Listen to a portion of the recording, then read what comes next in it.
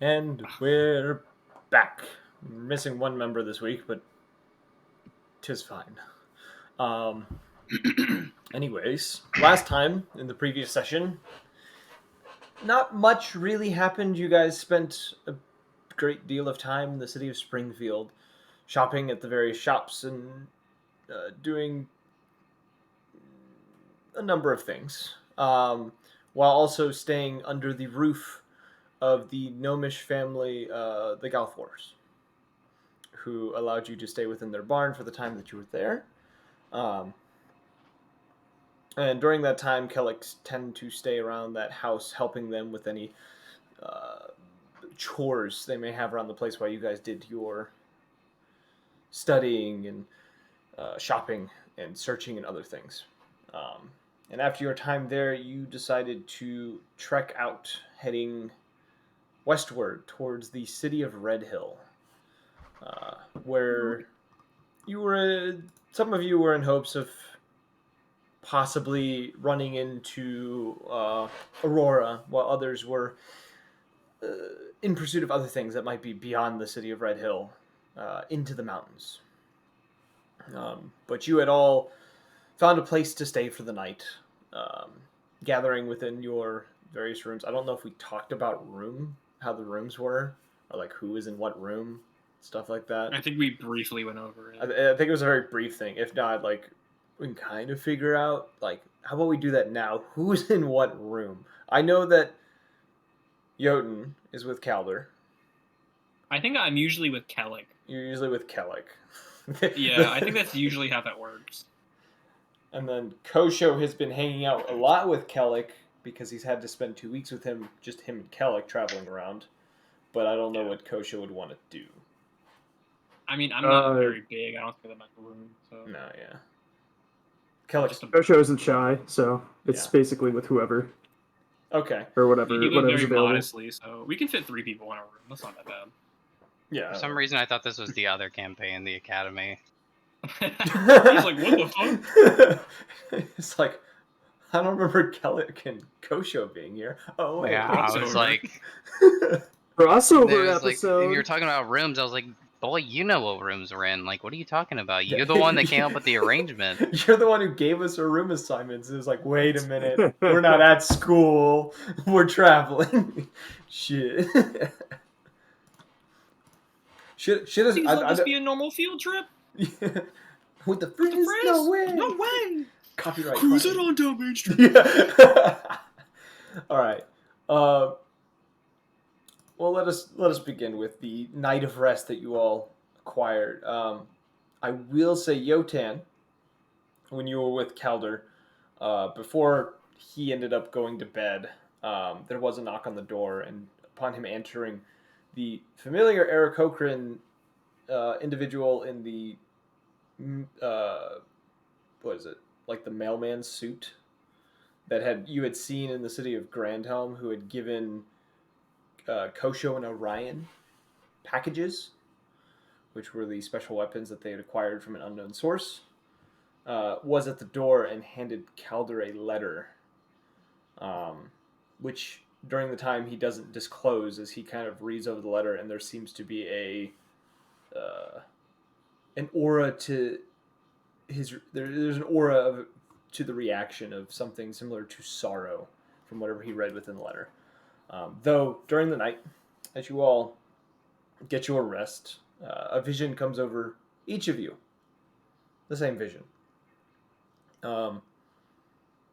You all find yourselves individually within a dark space. A feeling of stress and uncertainty kind of falling over you as you are in slumber, feeling a sort of confusion and fear kind of swirling around you. And within this vision, you feel that you are not alone within this space, that there's someone else a mere few feet in front of you. And you hear a voice come from whoever this is within the darkness that you can't seem to see through. Their voice almost speaking within your head as they seem to be shifting in front of you. It says, "No, this doesn't feel right. This isn't me. What did he do to me? Who Who am I now? Now that I've changed. The vision begins to swirl, the dark colors moving about to show a figure shifting in front of you, seeming to be crouching with their hands over their head. The voice continues and says, I need answers. I need to know what happened. What's happening? Someone has to know what this is, who I am becoming. But who? Who can I go to? I don't think I can go back to them. Not yet. The figure slowly rises to their feet, hands dropping to their sides as they seem to be facing you within the dream. And there's a pause as they kind of stand there for a moment. The voice comes back and says, in time, I'll be ready. All I know is for sure about this, even if misfortune was the cause. And a very familiar set of purple eyes opens before you. A pair of eyes that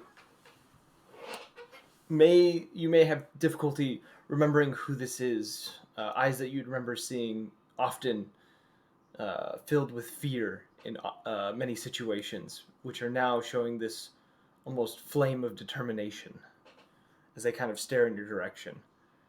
And the voice says, as the vision begins to fade, I have been blessed. And you awake. What would you like to do is now that you are all awoken, Yotan, not really waking up, but fading back into reality? I'm just trying to see who those purple eyes that we ran into.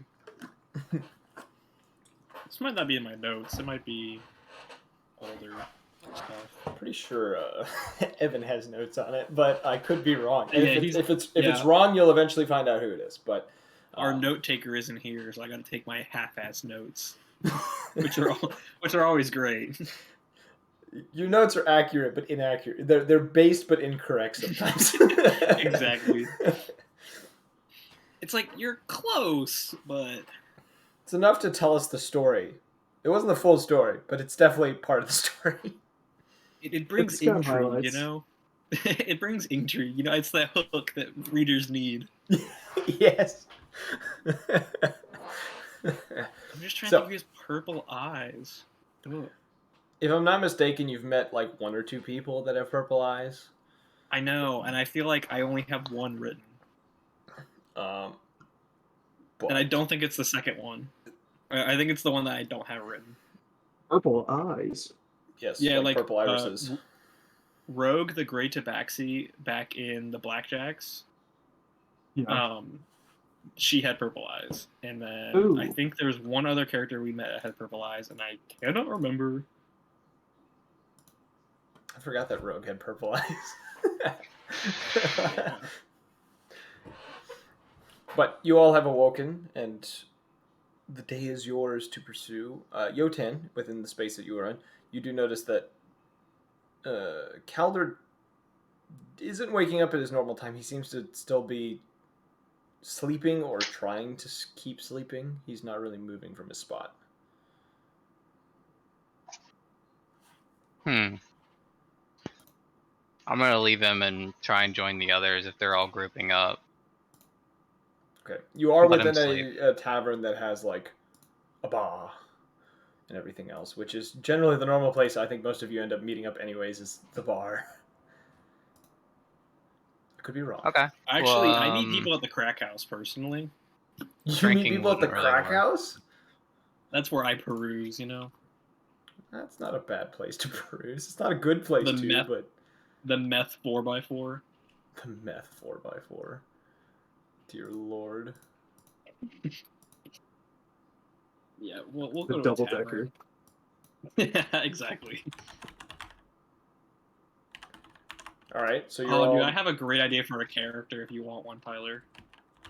You can send it to me whenever you want. I'll take whatever. You're gonna love it. You're gonna love this idea. If not, I will use this idea. Okay. But on that note, so you all... Oh, fuck. That's a pretty good idea. I know, it's pretty fucking I have to great. write that somewhere. It's fucking funny. I might have to throw it at my Friday group that I don't record with. That's fine. That's Um, fucking funny. Anyways, but so I'm He's Misty Step. he makes these damn sheep. I'm assuming you each go to the bar because that would be probably the first place Kellic would go after he woke up. Would be donning his armor as he does most mornings, and then heading out to get something, a bite to eat, and possibly a drink. That's fair. It's still early morning, so we're looking after we're in search of a bounty, if I'm correct. Yes, you do have a bounty. I don't remember what the bounty was. The bounty was for a Goliath by the name, or no, he didn't have a name, but it was a Sarthstagian Goliath who'd been terrorizing folks in the mountains, looking for a silver dragonborn, if I'm remembering correctly.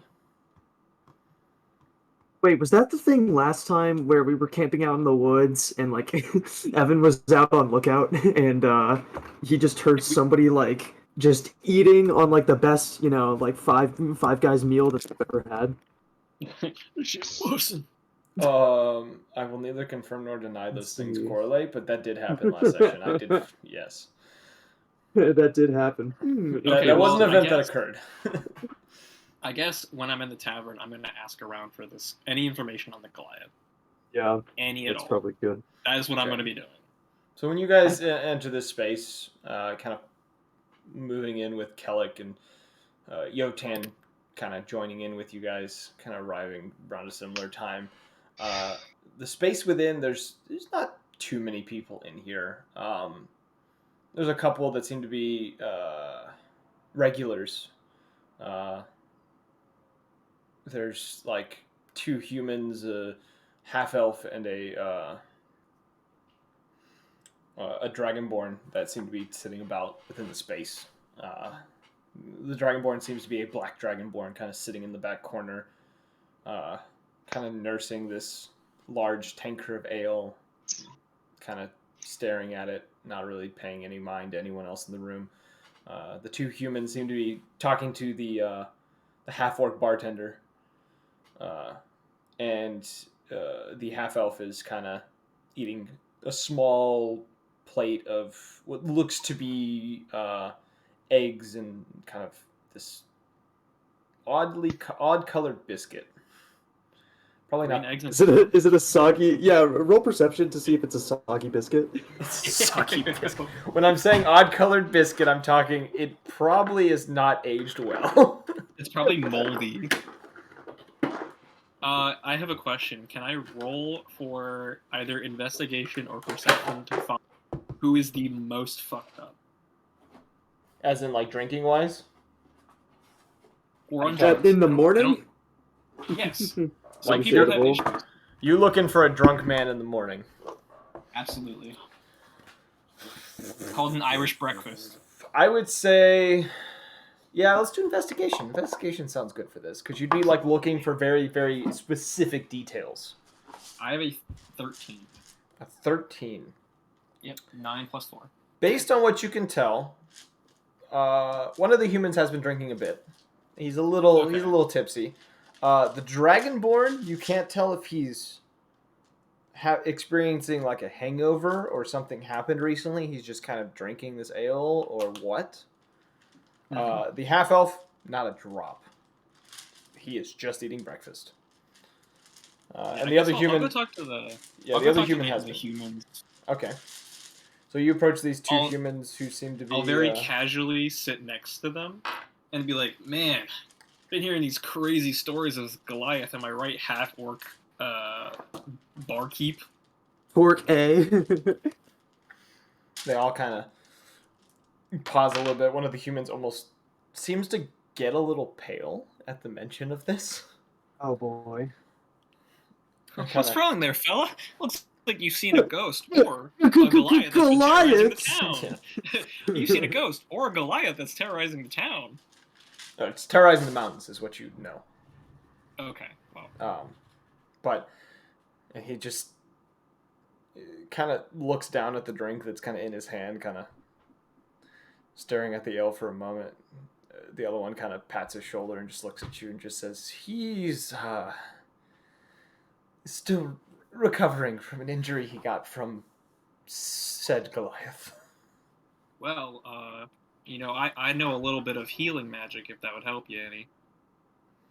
If you could give me some information about this Goliath. The man kind of just continues to stir his drink, and he just says, the other one just says, "I when I meant by recovering, I meant," he kind of taps like his temple. Well, maybe you can help me out and give me some information so I can prevent this Goliath from doing this to anybody else. Wouldn't you like that? Nobody else has to end up with what you've seen. Kind of pauses for a moment, sitting there in silence for a few seconds before just kind of says,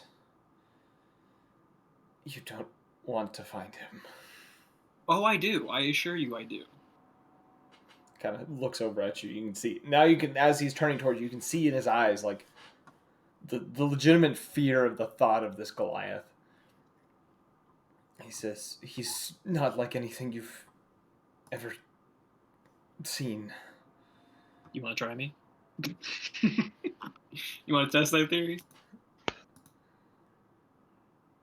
I anywhere nearby? Yeah. He said, "It was like being attacked by a giant, but not as large and, well, intelligent." Kind of swirling his drink a little bit before taking like this long swig, and he just says, "And the magic that he had, the abilities, I'm lucky to have gotten away." He kind of like just stares at the bar. It's just his head down. I'm gonna grab his shoulder and go, "Hey, listen, man. I fought a conglomeration of kobolds' limbs. I'm into that. I kind of want to see the weird that's in the region." He kind of shrugs a tiny bit, just says, "Well, he's what I've know for a fact. He's still in the mountains." Okay. He's So persistent on in the looking mountains, for a dragonborn. do you know where this dragonborn is? No, I don't. And we tried to tell him that, but, well, he wouldn't listen. And kind of visibly shudders. I like the thought. Just kind of begins to sip from the ale again. What were you doing in the mountains by chance? We were trying to deliver things to Stone Farm. A few Storm items Farm? that we needed to get. Stone, you would know where Stone Farm is. It's to the northwest. You'd have to pass through the mountains to get there. It's called Storm Farm? Stone Farm. Stone Farm. Stone Farm, okay. Stone Farm. He says, we were only probably 2 days' journey into the mountains when he attacked us without warning. Him and a human that was just with him. Okay. He rambled about this dragonborn that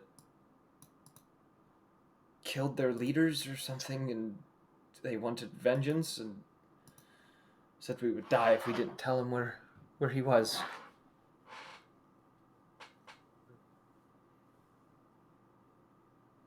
Sounds Okay, maddening. well, I just wanted to say thank you very much. I'm going to toss him a gold piece. This next round's on me for whatever you get there, bud. Are you just tossing it in front of him or tossing it to him? No, I'm just placing it in front of him right near his, tankard. Oh, okay. He gives you, this very subtle nod, just not really paying attention to the coin, but still staring at his ale. He's still lost in thought, I see. Yeah. Well, we got some pretty good information from him. So we gotta go to Stone Farm. He travels with a human, and he uses magic. Yes. That's what I have. and also that the Dragonborn may have killed his leader. Hold on. Whoever He that said may be. the guy said they were 2 days into their trip, and then at what time did they encounter him? 2 days was when they got attacked. They were 2 days journey into the mountains. Like that was the distance they went, was 2 days journey, Right. and then they were attacked. And it was without warning. Okay. Mhm. Interesting. Interesting. Very interesting. When should we go out to the mountains, boys? Should we go out later into the night? We should. Yeah, Kellic I think keeps up and just says, "Well, where's Kellic? Because we should probably discuss this with him." Fair enough. Let's Has find anybody Kellic. kept eyes on him? Or did he tell us where he was going? Kellic he was is eating. Calder is in his Oh. room. Oh, Calder. gotcha. Oh, Sorry, did I say Kellic? Yeah, he meant Calder. Yeah, you yeah, said. yeah. Okay. No, Calder's in his understandable. room Yes, Calder's in his room. because Jotun came with us, so we'll just head back and tell Calder what we found. And then we got to figure out I feel like if we go during the daytime, we will have better visibility as we travel through the mountains. Whereas nighttime, there's a lot more cover, and that he won't get to jump on us as much.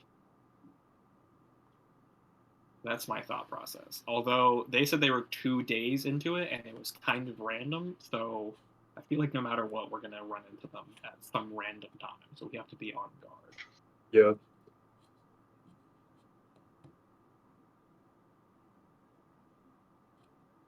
So you guys are going to go find Calder? Yes. Yeah, we're gonna go back and tell Calder this. Orion was so quiet, I didn't hear anything he said. I had to turn him up. That was my mistake. So you Am I you really go that to. quiet? No, that was me. That was not my fault. No, I hear you. Yeah, he's turned down. Upon arriving at the room that Calder was in, you do find the doors locked. Okay. Interesting. Fair enough. How big is the door?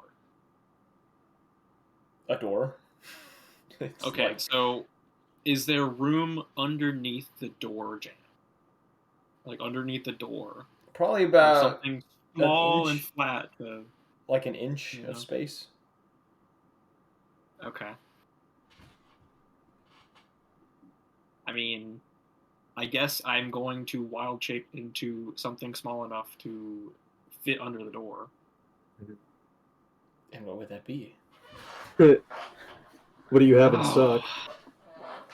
What do I have in stock? That's a great idea. A kangaroo mouse. Is that an That should be inch? small enough. It should be small enough. They can fit through a we can lot. just say a mouse. We'll just say a mouse. But yeah, Specifically a gerbil. a gerbil. Specifically a gerbil. All right. Specifically a hamster or whatever. I don't think a hamster would fit under the door. But then again, hamsters do squeeze can in squeeze weird through. places. So yeah, never mind. So you squeeze yourself under the door in this form. Mm-hmm. And you find Calder is sitting on the edge of the bed. Not his back to the bed, kind of looking at this letter. And seeing him, he almost seems distant and sorrowful. And there is a bit of it looks like that he might have been crying a little bit at some point. Do fire genasties cry watery tears, or is it like gasoline? Yeah, how does that work? Yeah. Is it thermite? Is Yeah, it just is it sparks? Explodes. Is it just like powder? I would say that they probably do cry because I think they would have spit. It just like Do they? I'm pretty sure. I'm certain. Genasties can give that sloppy. That's a canon. That's not what I wanted out of this. That's canon now. They get the sloppy, Fuck. especially the water genasi. Oof. Calder's sister. Absolutely. In her like, in that sailor outfit. You kidding me? Oh shit. All right. No, that he would have like the puffy eyes from it, maybe like the remnants of like tears that were on his face, but probably dried due to his body heat.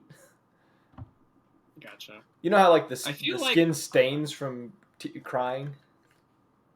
I don't know. I don't cry that often. I'm dead inside, so I don't. I've just seen other people do it. I feel like I'm intruding on a very personal moment. I feel like I should just go back out and knock. He has no idea you're in I here, by look- the way. I know, but I'm just like, this feels awkward for me to like barge in. So I was like, let me go back out inside and knock. Okay, Did so his pen pal die? you head back out and on wild shape, I guess.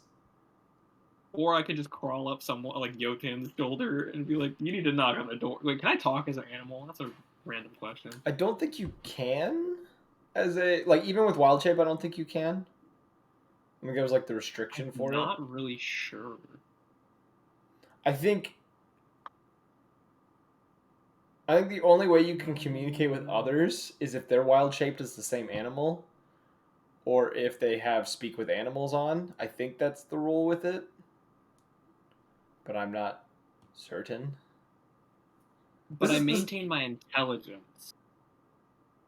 That means you can. That means you can remember what you're doing. So here's a note: a druid turning to a moth versus a person polymorphing into a moth.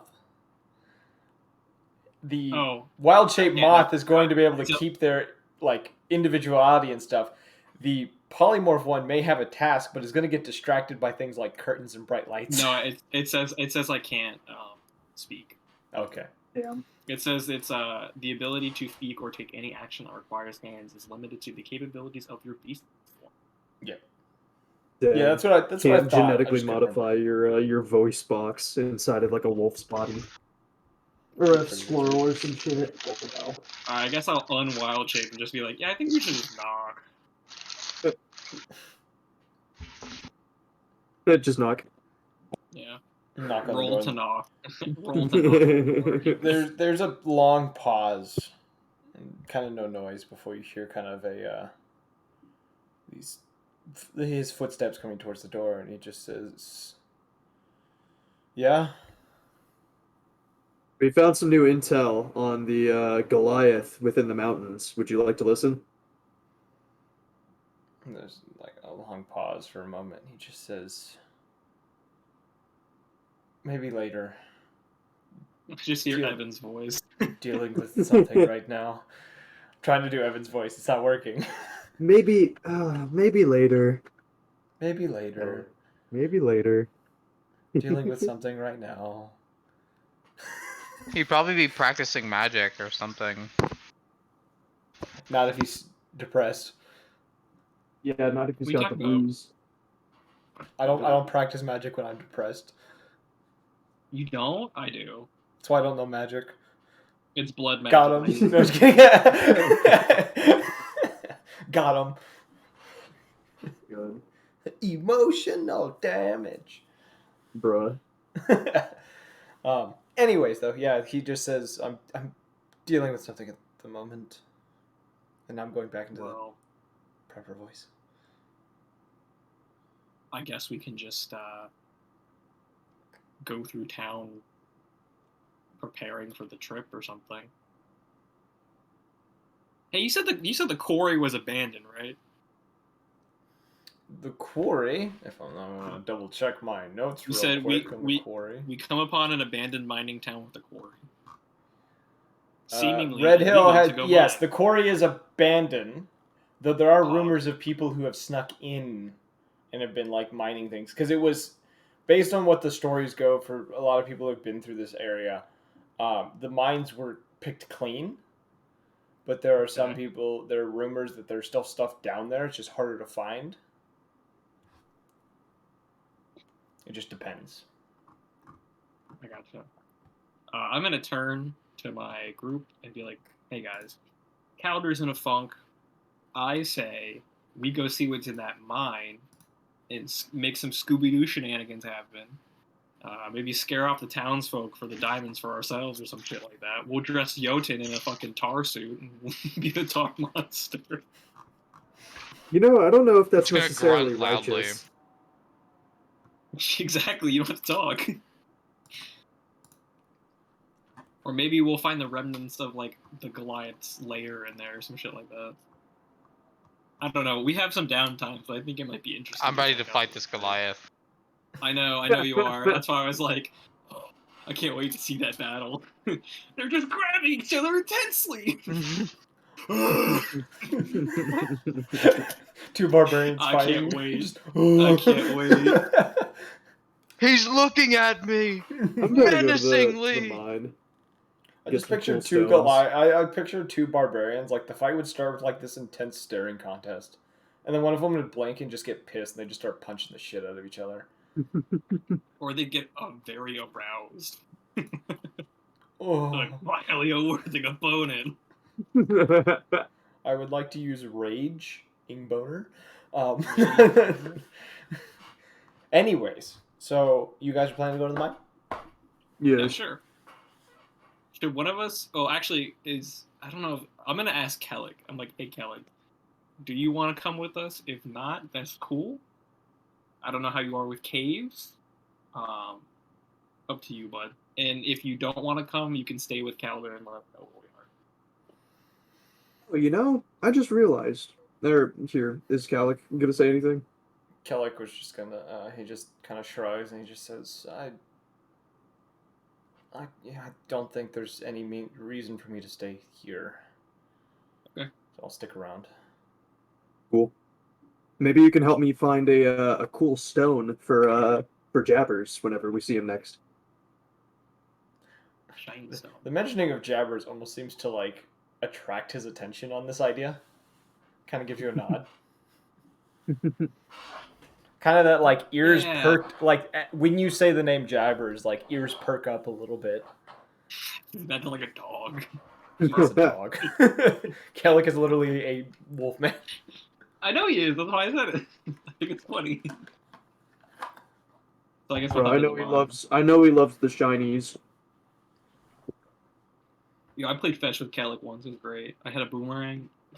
Okay, he doesn't play fetch. I don't go that far into the dog.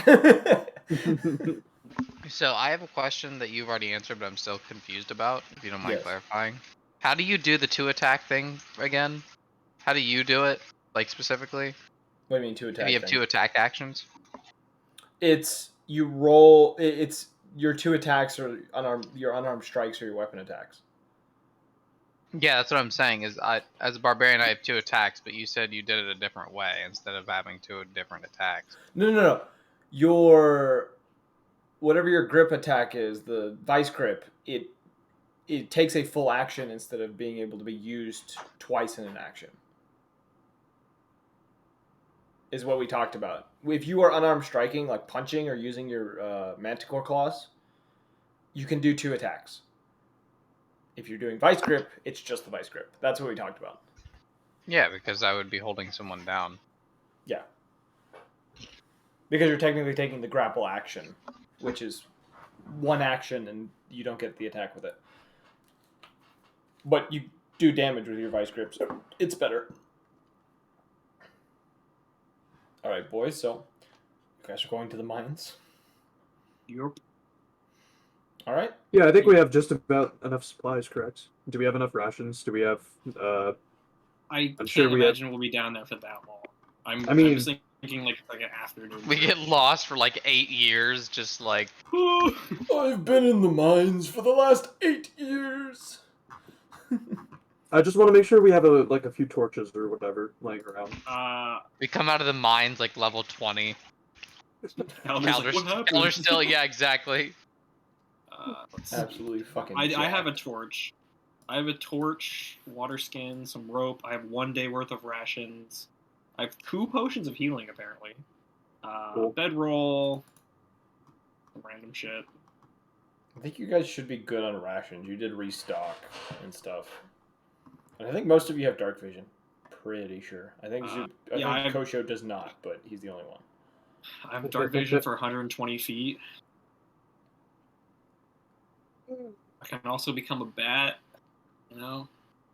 I don't have bat stats up. I should probably have the fucking things up. But... If you go into your extras tab, you can actually add them. You can add your wild shapes onto your character sheet.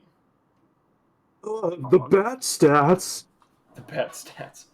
Something's in my ass. All right, so you all kind of make your way through the town, kind of moving along. You see various characters as you move about. A few farmers that seem to be trying to sell some of their produce from the end of the year. There are people also selling thicker clothing for the upcoming winter that's kind of creeping up right now. Um, and as you guys kind of head over to this quarry, which essentially next to this, it's at the base of one of the mountains, and it's kind of dug into some of the mountain a little bit. It's almost like a crater, just a giant hole, a very narrow path leading down into it. And it appears that around this quarry, there seems to be around where the entrance is. There is kind of this makeshift gate, about 10 or makeshift wall about 10 feet tall. Hey, yo! I saw 2001: A Space Odyssey. I know what the fuck's going on here. That I just turn into a monkey. Fucking, ooh,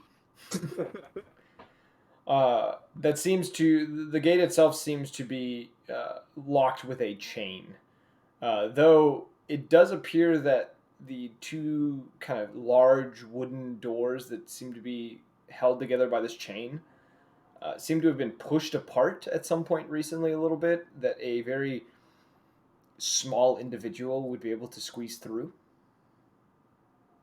And you don't know if this was recent or like as in the same day or what, but it does appear that like there are people that have been kind of trafficking between here and to get in and out of the quarry. It's a common, yeah. It's been a common attraction. Yeah. For most. Interesting. Mm. What else? What else does everything look like? What else can we find? What else can we see? Other than Yeah. that, there's like you could definitely go to like a place where this wall is not, and kind of try to scale down into the quarry. Okay. Though the walls seem to be very unreliable, and it looks that a lot of the stone is very loose. Damn, it's like if only one of us could fly. If only one of us could fly or had, negating fall damage. Because funny things. Do you want to fly Do over you, there, or do you want me to do you, drop down? I can scout ahead because I can just fly back up. I don't know All if you right. can really get back up then, so I will. I mean, I have a swoop pretty good down. climbing skills. I gotcha. Well, I'm gonna go down and see Just how go zoomies. how it is down there. Okay. You take flight and kind of make your way down into this quarry. And as you kind of descend, the quarry itself is probably a good 500 feet deep. When they used to mine here, they got deep. And you see various tunnels, probably 30 tunnels in total, that seem to branch off in different directions. Most going towards this mountain, one or two kind of heading back towards the town itself, that seem to Holy be shit. deeper down. And you do notice as you're kind of moving around that near one of the lower tunnels, it does appear there has been recent foot traffic. And What are you gonna do? I was wondering if I could roll for survival to see what kind of tracks they are. If you want to go down to get a closer look at them. Yeah, sure I can. That is oh boy, that's a fucking 23. 23. They appear to be human. Okay. Based on what these. size? What shoe size? What weight? What depth in the What are we? I'm going CSI on this. The individual seems to be based on that role, because survival you'd be able to tell this because you would have a basic knowledge on like something like this. Mm-hmm. The individual in question seems to be probably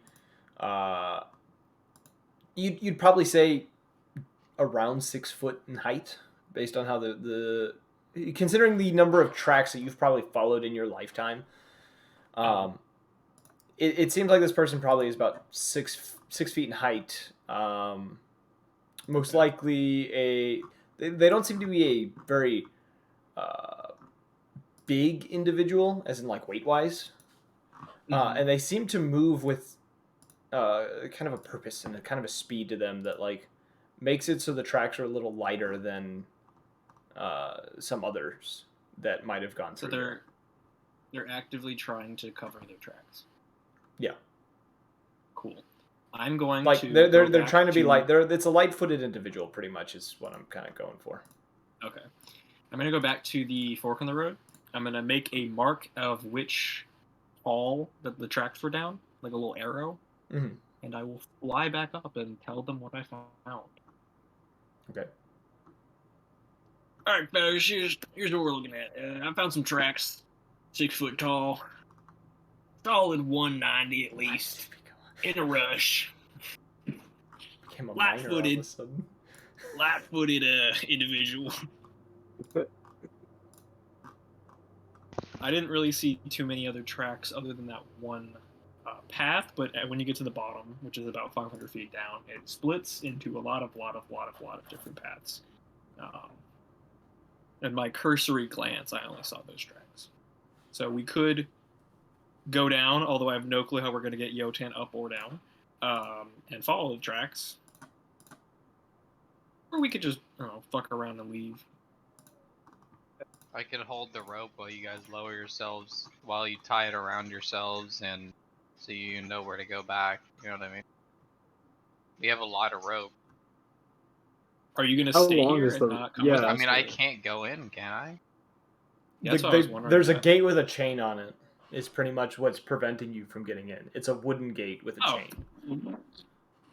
Can I walk through it? Can I literally walk through it? Like, I would say if you want to get through the gate, roll a strength check for me. Oh no, it's gonna be so difficult for our fucking Goliath. Apparently, 13. Oh god. The gate creaks a bit. You do stretch some of the chains a tiny bit, and it kind of widens the gap between these doors a little bit, but you don't quite get through. Wait, I have an advantage on strength checks, don't I? Or on... Only when you're raging. Oh, fuck me. Well, I'm gonna be pissed off. No, I'm kidding. Well, now I'm pissed off that I didn't do it. Fuck! I could do heat metal if that would help, but I don't really know. Depends how hot you make it. You could also hurt me, so it's like, you make it to a point where it's just more malleable, then it should be easier. I should have advantage on another check. Can we do that? You can try that, yeah. If you want to heat still make it light hot. Yeah, I'll do that. I don't know. As long as you don't touch the chains, like you push on the door and don't touch the chains, you wouldn't hurt yourself. Well, even if you did make it white hot, if I just like came down on it hard enough, it would just break. Okay, he came. Yeah. Sorry. I also have my actually, if I use my shillelagh, which is a metal shillelagh, and I swing at it, is there a good chance that I could just break the lock? You'd have to roll an attack on it, yeah. There's a chance you could break it. Okay, before we do heat what is metal, a shillelagh? It's a stick. It's a staff. Okay, so then use your staff to... So, actually, I have a question about this, because this is actually kind of a cool DM thing. What would you do for, like, leverage? Because you can, like, leverage chains and break them very easily with, like, a staff. You know what I mean? If you were to do leverage, if like you were to do a leverage-based thing, so it would depend on the character. If you're a character who has definitely broken a lot of chains in their past, such as a rogue, I would make the check different than strength. It would be something else because there's a way to do it without having to use a lot of strength. For someone who's not as experienced and they're trying to wedge it, I would make it a strength check. Okay. Either way. Well, I'm not a very smart character, so I think strength is probably the better way to go. If I do a attack roll on it, that's what I'm going to do. I'm going to roll an. Wait, are we not gonna do the heat metal thing and we just try and get this thing open? No, I don't want to waste a spell slot right now. Just in case. I'm just gonna hit it. I rolled a dirty 20. It takes you a minute, but you do break it. It does snap. Breaking an internet.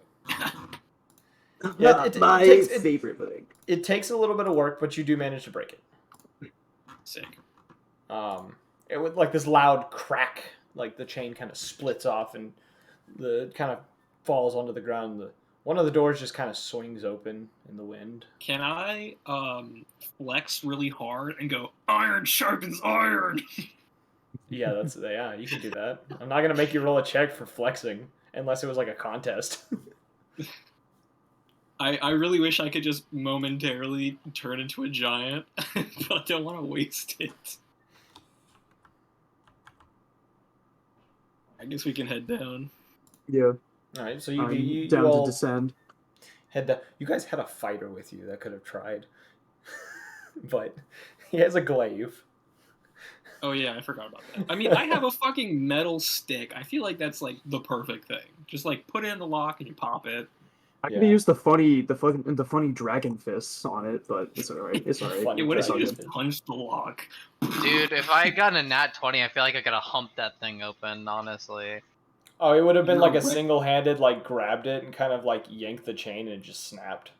Kind of Your deal. erect penis would have broken it. Oh, Like you don't even see any kind of like hesitation in the chain. The chain just snaps like No, it's it's a just like fucking- as you yank like it, it's like just it's thread.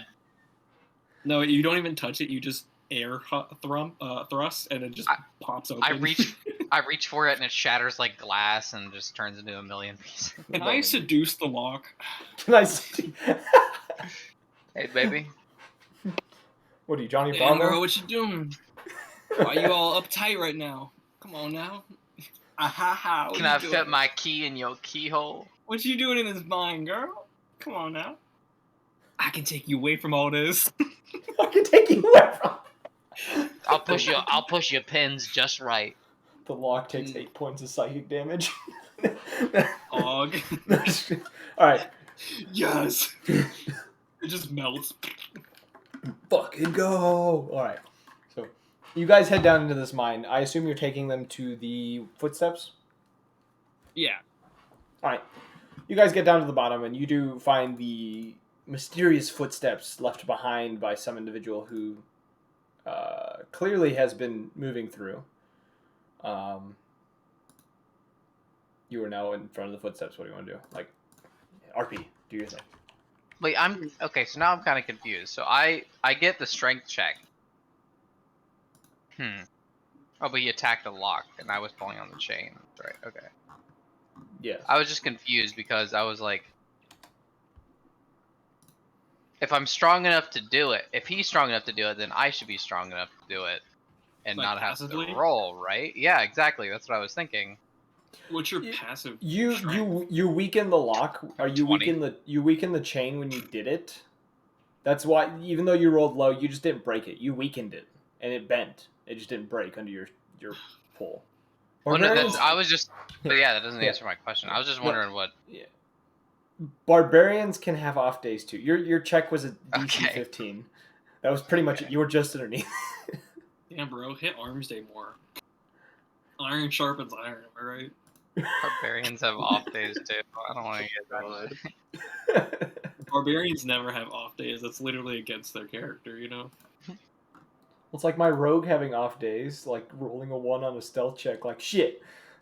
Just like trips and He falls. tripped and fell. Yeah. Literally what I did.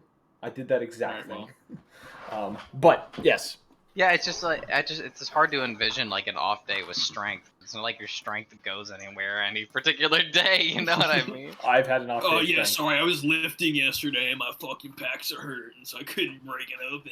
Yeah, I was sore. That's what it should Yeah, be. that's what, I was did too 4,000 sore. push-ups this morning. 100 pull-ups, 100 sit-ups. What's the One Punch Man workout? Yeah. Oh was it? yeah, 100 push-ups, 1 100 sit-ups, run 5 miles or 10 miles or something. Yeah. It's like kilometers. something stupid. Gosh. Actually, it's kilometers. So 5 miles. Shut the fuck up. Actually, Interpreter. according to the manga, he actually lifted dumbbells. No, shut up. I hate Interpreter. everything about this conversation. Can we continue? I'm going to turn to my compatriots and go, well, these are the tracks. As you can see, you know, it's a These are the solid tracks. size 12 and a half foot. It's not very deep because they're probably running pretty fast, or they're very light in general. So that's why they're probably sub 200 pounds. And it seems like they were in a hurry. As you can see, their feet are dragging, and their gait of their steps is quite wide. Didn't ask the guy how he was ambushed, did we? How They No. just they just appeared, as far as we know. Damn. Based on what you They got jumped from him, him. is they just like attacked. Like they didn't notice them coming. This big Goliath man, and they just were attacked. They just jumped him. Yes, that's it. I'm trying to gauge what type of magical armaments this man would have. Maybe Stay a teleport, frosty. maybe invisibility. Let's say frosty, gentlemen. Should we keep following? Yeah, yay or nay? Or should we start I don't doing think he's arcana down checks? here. I don't think the Goliath is down here. I think actually our dragonborn friend could be down here. No, it's a human. Or the 12. Oh wait, yeah, you said 12 foot. My bad. He said Yeah, it was a human. human. He said it was Yeah. human tracks. So if Yeah, and anything, roughly it's like about 6 feet, an based on elf. what you can tell. Right.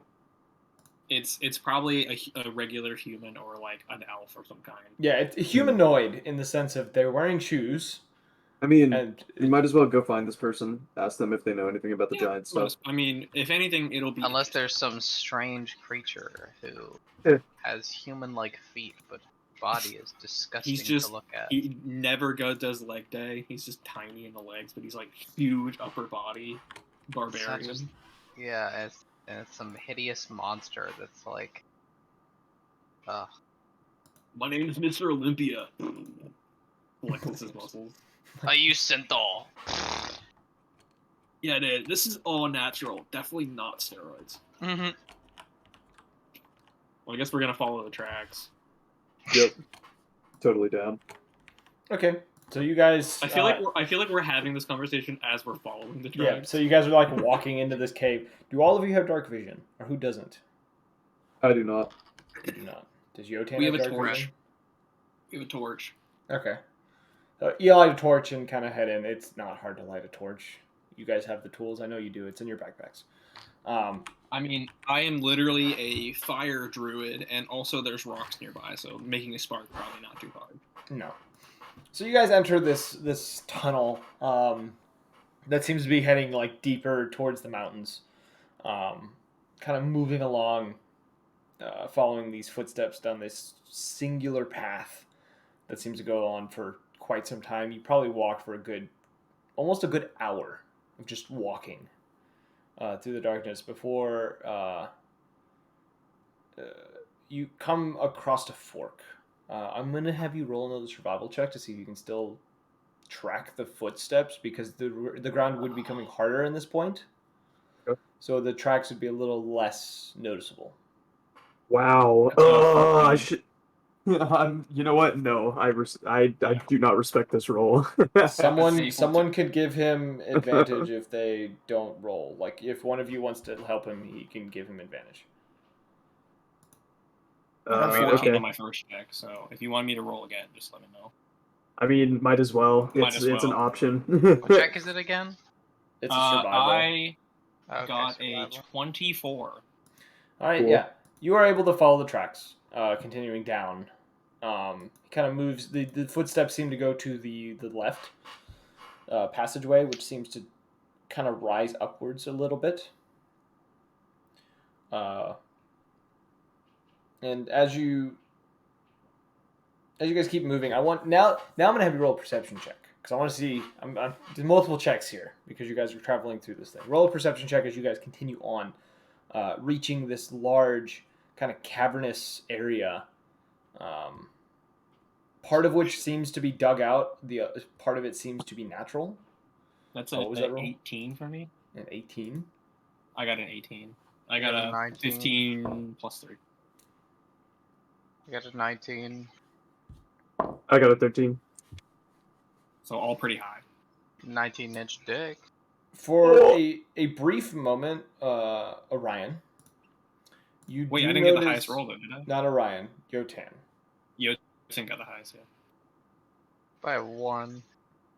Wait, you said you got an 18? We both were like, yeah, I got an 18. He got Okay, then both of you would notice. Both of you notice. Aw. For a brief moment, you see what looks to be a silhouette that kind of almost glances in your direction, dashes behind a set of like this rock mound. Damn, so much for 19. Yeah. You don't hear anything from them moving, but you do see them dash. Some cloaked figure dashes behind this pile of stones. What would a 15 got you? And I very loudly shout, "Intruder! I have a rabid Goliath next to me, and I'm willing to blow that rock to smithereens if you don't step out behind it." You don't hear a reply, but you do hear something click. Is that a fucking gun?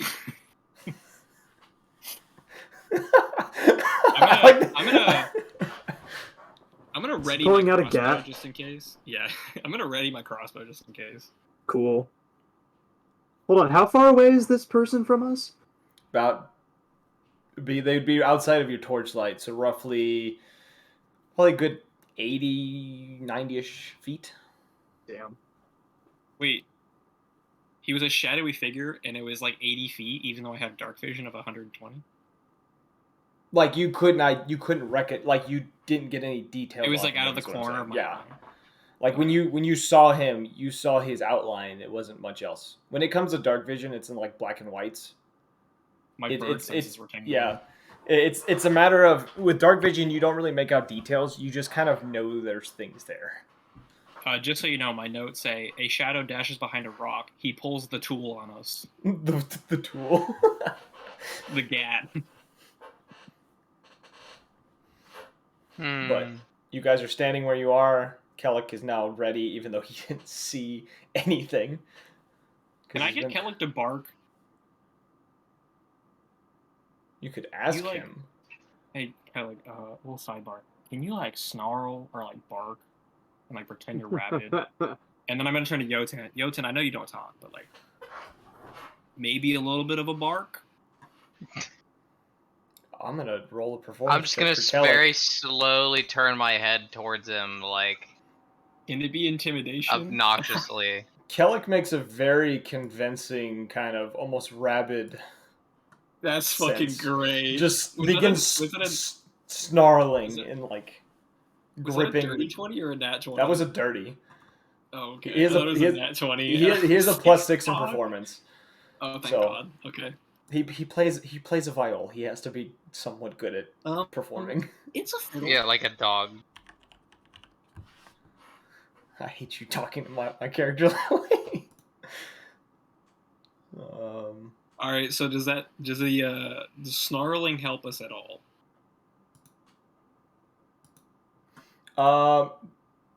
The individual hasn't moved. Okay, I guess I'm gonna keep my distance, but I'm gonna work my way around the rock with my crossbow trained. How much of a distance are you keeping from it?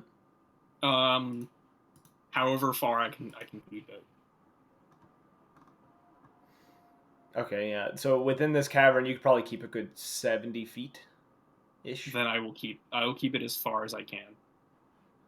Roll a stealth check for me. Unless you don't. Oh.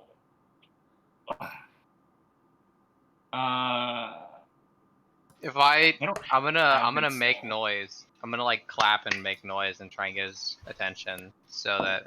Can you get an advantage on that? 19. Oh, okay. Well, I got a 19. It was a 19 or a dirty 20, and I had disadvantage. So you feel extremely quiet moving along, kind of shifting. Even your talons aren't even clicking on this stone underneath your feet. How quiet you are compared to what you normally do when you're walking. And you do come to the spire and kind of glance around it towards the individual, and what you see is a cloaked individual holding a very odd device within one hand. A blinky. He's got a blinky. It's Draco. It's kind of this Draco. It's kind of this like octagonal shaped like pipe attached to like a handle. Essentially, yes, it is a gun. It's a pepper box. Your character wouldn't know that, but he has a pepper box in his hand. And he's kind of holding it up, and you can see he's wearing a pair of. There are these odd goggles that he has on that he seems to be kind of looking in the general direction of where the party should be coming from. This man But- got wall hacks? It does. He's not looking through the walls. He's looking at the space of where he can see for like the moment someone comes around the corner. He has a clear shot, kind of thing, and he's just kind of pressed against this rock, kind of one hand over his mouth, the other hand holding the device, and kind of like trying to keep quiet as he's kind of staring at this one spot. Oh, I know what I want to do. I'm I going also have a to. plan. I'm going to heat metal on the gun. Okay. Can I do that? What is the range on that? Of heat metal? 60 feet. Oh, I gotta get closer. Yeah, you'd have to move in a little closer to do it. I'll move He's in already with you. rolled a great stealth check, so Yeah, you have to roll another Actually- stealth check for that because you did get in position and then you stopped. I wonder you'd have to roll another one to get closer to him. I'm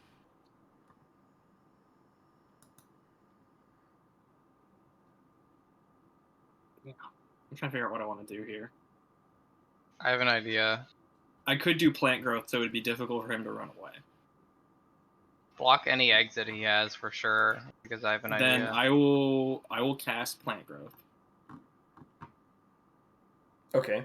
As you do this, he kind of looks down on the ground and kind of jumps a little bit at the sight of vines and thorns and bristles kind of coming from the ground. Kind of jumps about a little bit and starts kind of shifting himself, trying to like move. He's moving a little bit further away from you, but he's like trying to avoid these like briars as best he can. He's not doing a great job, but he is kind of shifting away from you. And the other of you can hear him. You kind of hear this quiet, like, yeah, fuck, shit. He's like trying to sneak away. I'm gonna continue to, like, just move forward this whole time. So I'm probably. What, Yeah, can I 40 start feet creeping closer? forward as well? Okay, yeah. If you want to be stealthy, roll a stealth check. If you don't, Do we get advantage because he's preoccupied? I would That makes say for this one, I would say the DC is lower. I'm lowering the chances of him noticing you. You would roll a normal check, but he has a less chance of got noticing. a 12 because I have disadvantage. I have 12. Why do you have disadvantage? He has heavy My armor. Get your damn armor off. I mean, Just it's take too it late. off. I rolled a no. I'm gonna die. I rolled a 12. It was either a 12 or 16. So I'm just gonna wait a creep in minute. like 10 times possible. I forgot about something. Let me restate what happened because I'm actually wrong about what happened. When the vines appear, you do notice he looks down at them and he's kind of a little distraught by it, but he seems to. They almost seem to part as he kind of shifts around through them. Something is causing them to push away from him as he kind of shifts back and is kind of like backing away from these. He's still backing away, but it doesn't seem to be slowing him in any kind of way. Okay. Do I pass my stealth check? As you were moving forward, what did the others do? Did you guys roll stealth checks? Anyone else rolling stealth checks? I did. I got a 17. 17. Okay. I'm going to roll Kellick's because I forgot Kellick has to roll too. Kellick is... Oh, wait, no. His armor doesn't make sound, does it? Because he's got mithril armor. I forgot. So, Kellick got a 14. Okay. As you are kind of moving towards this individual, Orion, you do watch as he kind of glances in your direction. He kind of points the device in your direction, and he says, you hear him say, "Stay back. I don't want any trouble." I'm gonna reply because he can see me. He's And looking say, in your direction, but you can't tell if he's actually seeing you or not. Okay. Am I close enough? Am I You're 60 roughly, feet? by this point, you're about 65. You could take a few more steps and try to get closer. Do I have to roll another stealth check? No, you would not. Then I'm just trying to get 5 feet closer. Okay, you begin to shift closer, and as he was kind of glancing a little bit, kind of like head kind of darting a little bit in your general direction, the moment you hit 60 feet, he locks onto you. And you see him lock on. So are you casting heat metal? Yes. Roll a. Let's roll a. Roll a sleight of hand check for me because I think heat metal has a somatic component. Does it? Yes. Roll a sleight of hand check for me.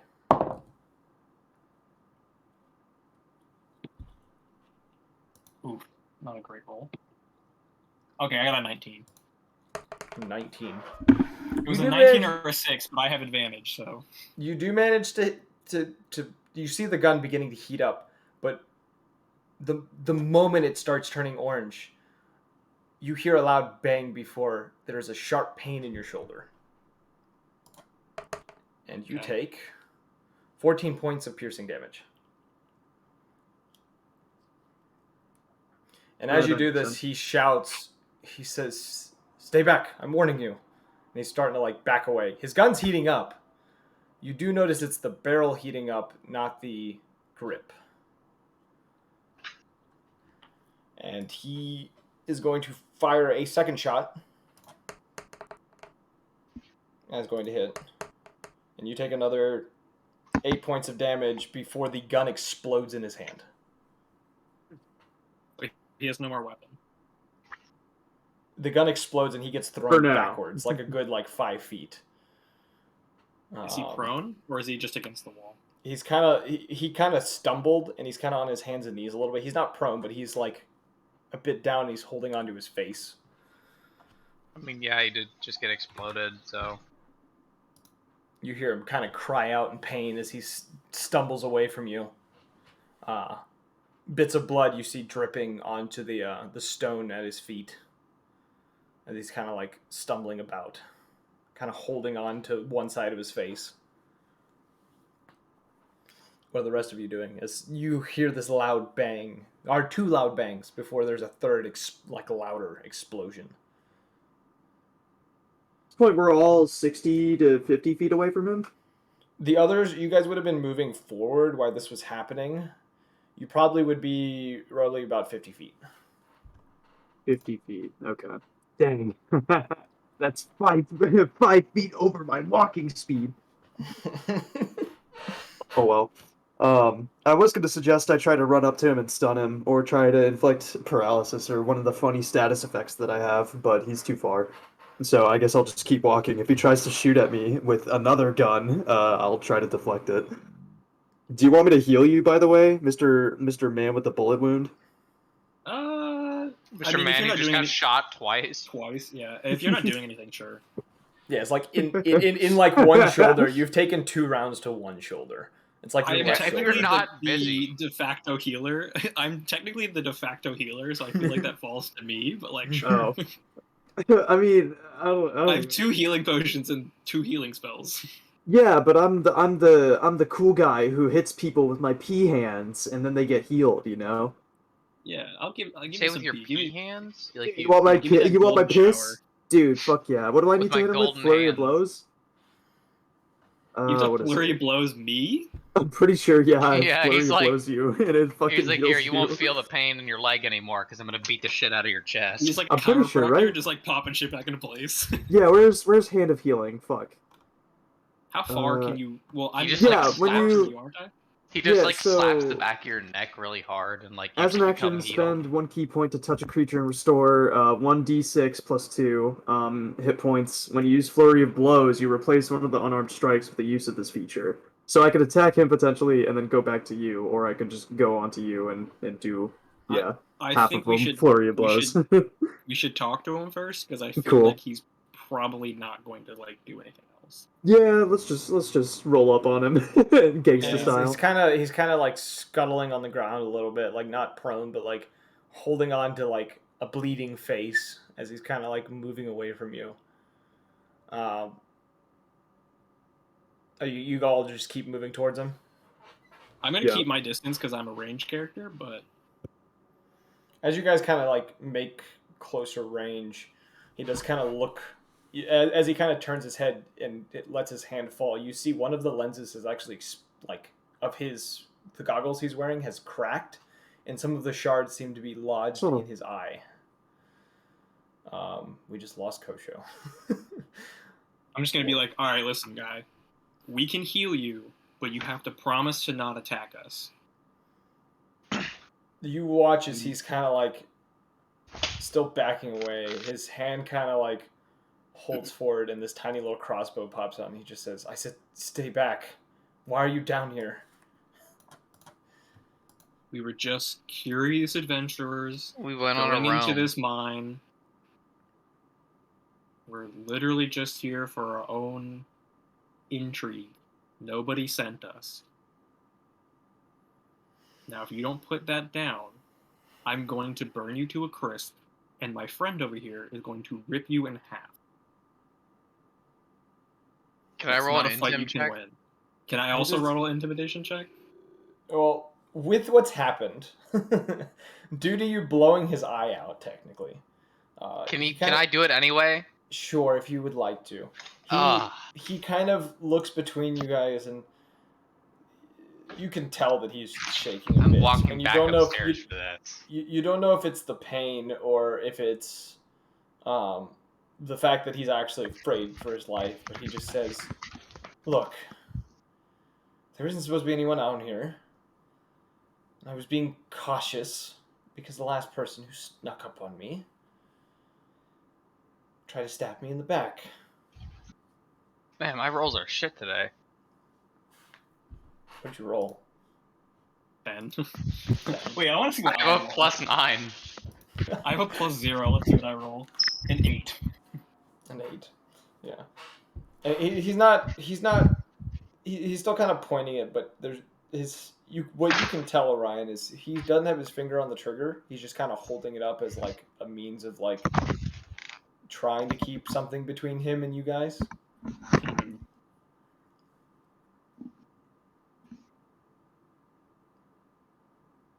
But he's just kind of sitting there, kind of staring at you after saying what he said. We're not gonna. What are you doing down here? What are you doing down here? We were just curious and exploring the mine that we were told to not go into because it's empty. Are you down here because you're hiding? No. I'm gathering materials for the thing you destroyed. He kind of gestures to the barrels on the ground that have been kind of popped and exploded. The metal has been kind of ripped to shred. I did not do that. He shot first. It just misfired.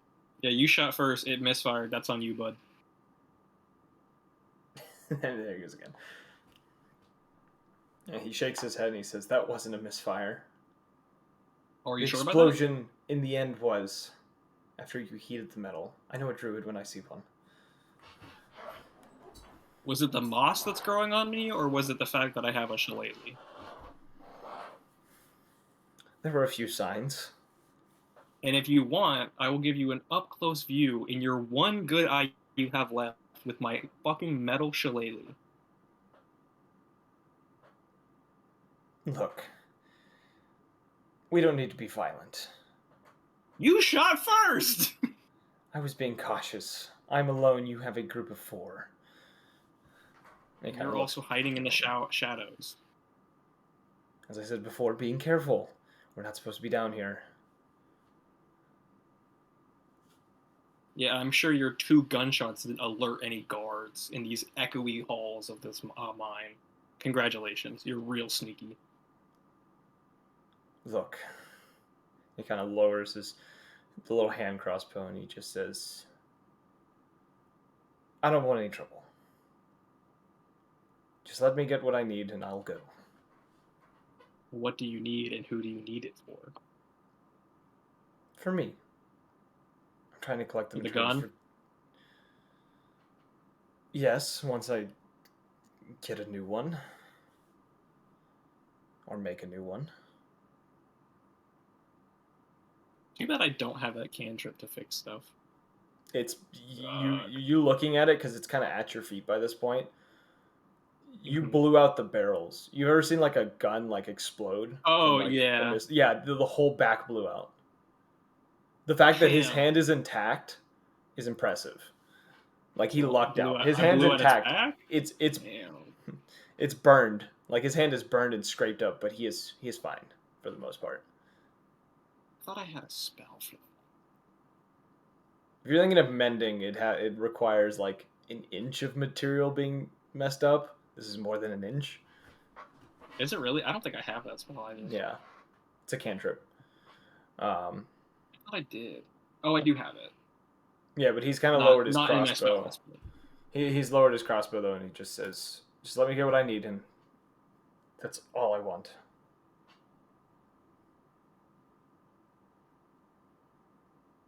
All right, fine by me. You can get what you want. Just don't be shooting people. And as you kind of say that, you see him kind of like he shifts his thumb, and the little crossbow in his hand kind of retracts back into his sleeve. You an artificer? No, just good with electronics, or not electronics, mechanical devices. Technology. Yeah, technology. Technology. No reason. No wonder people are so afraid of technology. Technology. And I'm so tempted to do magic stone and just throw pebbles at him.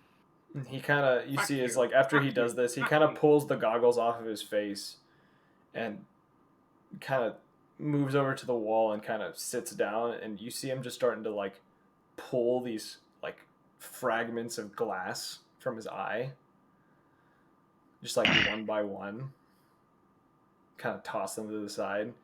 You can tell his eye is destroyed. The damage has Give been him a done. healing potion. You can give Can him a I heal. heal that? Yeah, I'll You give can him a healing heal potion. it. He's not gonna be able to see through that eye anymore, but you can heal it so the damage is gone. Would a healing potion do that, or would I have to heal him with a? Either would work. Yeah, sure. I'll do healing. Actually, I'm gonna give him a healing potion because I'm not gonna use it. Okay, so you kind of walk up and offer it to him, and he kind of glances up at you, kind of almost distrustfully at first, and kind of slowly reaches out and takes it. Just says, "Thanks." Kind of pops the cork Don't and mention it. downs it. How much is the healing for that? I think it was 2d4 plus 4, or 2d4 plus 2. Yeah, 2d4 plus 2. I have another healing potion, so I'm not worried. Yeah, he drinks it a bit, and you see some of the wound after he kind of gets the glass out. The bleeding stops. It's still quite raw, but it's not bleeding anymore. And as he does that, you see him kind of mess with the goggles for a moment and remove what glass is left before taking a cloth and kind of wrapping it over the broken lens, almost making a makeshift eye patch with it. Kind of throwing the goggles back on and kind of getting to his feet, and he says, "Well, I don't know what you're looking for within these caves, but I need to go deeper. I just didn't expect anyone to be following me." We weren't following you. We were just down the same path. It's following in a sense, and he kind of turns towards the corridor and starts going down it again. Or starts going back, like down I this have corridor. half a mind to fucking attack him when his back is turned. Good lord.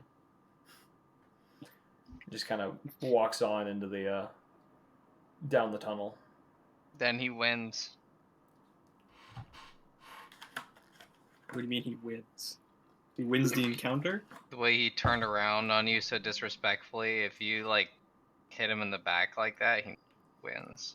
Yeah, I know. I'm just like, whatever. Go away. He knows he got to you. It's like the same thing with, did you ever see Dragon Ball Abridged? Yes. Where Vegeta and Tien, how Tien would always just talk shit, and he's like, he could kill you, right? Like, just on a passing glance, and he goes, he knows. But if he knows that if he even makes a move on me, that I win. Mm-hmm. Because it's become a game that we play. But he kind of goes I on don't ahead. know. I don't know if you guys are just standing there or not. Third level Burning Hands seems kind of fucking great right now.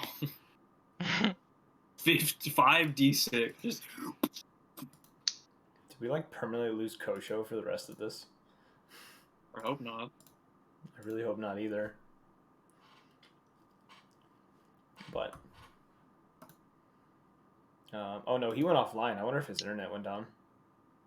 Oh, that sucks. That would suck. All right, but you guys, I assume you guys are going to continue down after him. Not really in pursuit of him, but like just in the same direction as him. I guess. Okay, so you guys continue down, kind of walking for quite a bit before coming to is another kind of like this makeshift cavernous space. You do notice when you enter this space, he is in here with a kind of a small, kind of like a one-handed pickaxe, and is chipping away at some of the stone walls along the edge, and like collecting the dust from some of the stuff that he's breaking down. And you do also notice within the space there are a few veins of kind of smaller precious metals, like small bits of precious metals that seem to have been left behind. A little bit of gold along one of the walls and a very small patch. There's also kind of deeper down, you see these very small bits of crystal that seem to have been left behind. They look to, it's kind of a bluish stone that almost seems to have a slight glow to it. Kind of the chunks kind of only being big enough to like be held in one hand.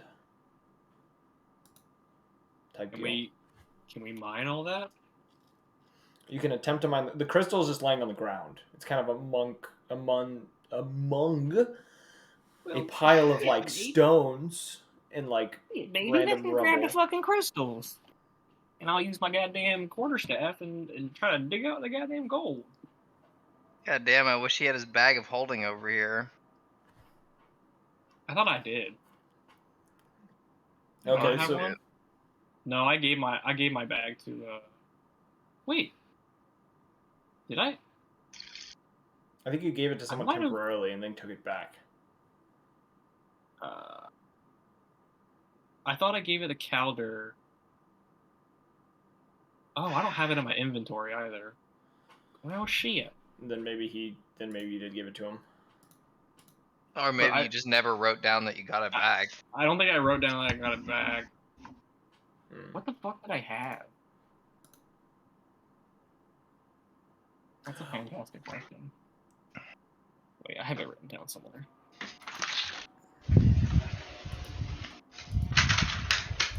But with the gold, I would say let's roll a,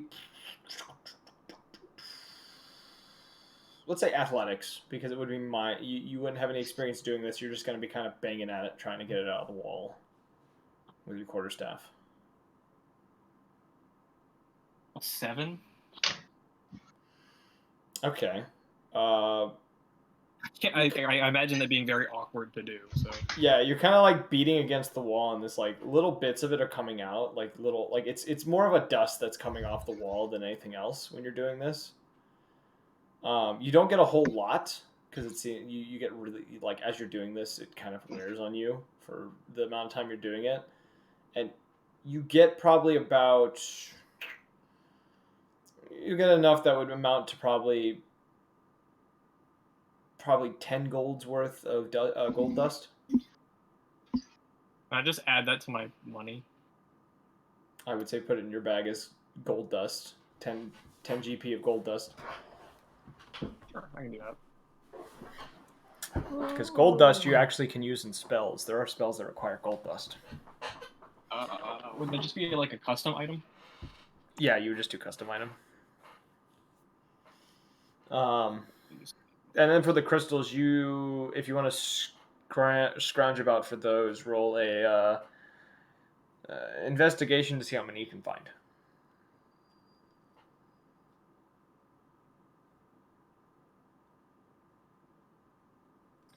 Investigation? Yeah. would be a 21. Are you 19. intimidating the crystals?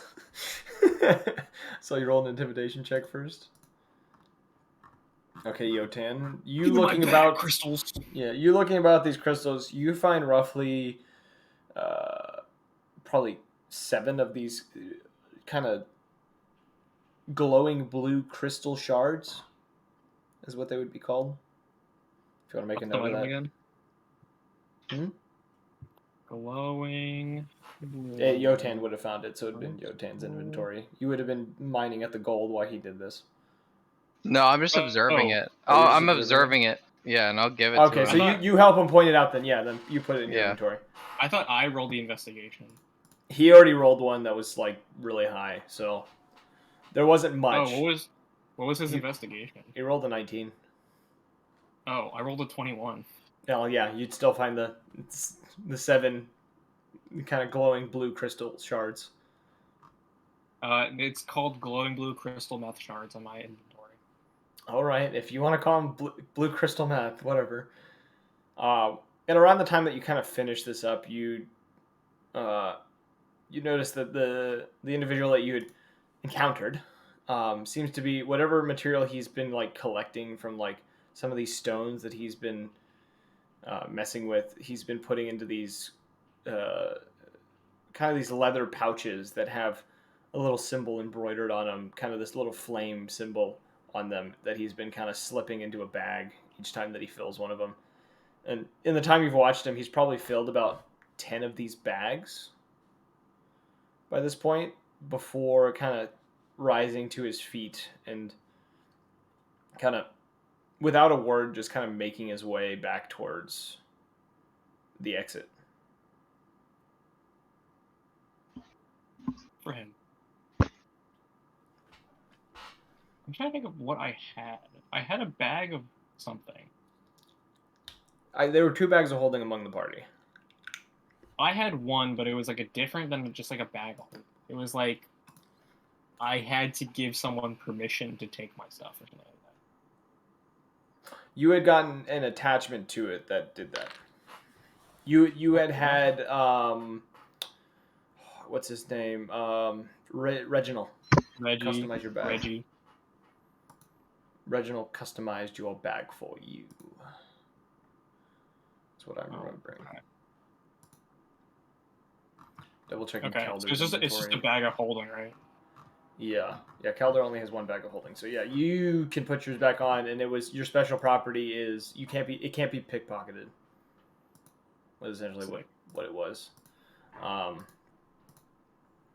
Okay, but the individual leaves kind of before you guys kind of finish with whatever you're doing. He kind of gets up and kind of walks off, passing Kellic, who just kind of gives him kind of a side glance and doesn't really pay him much mind.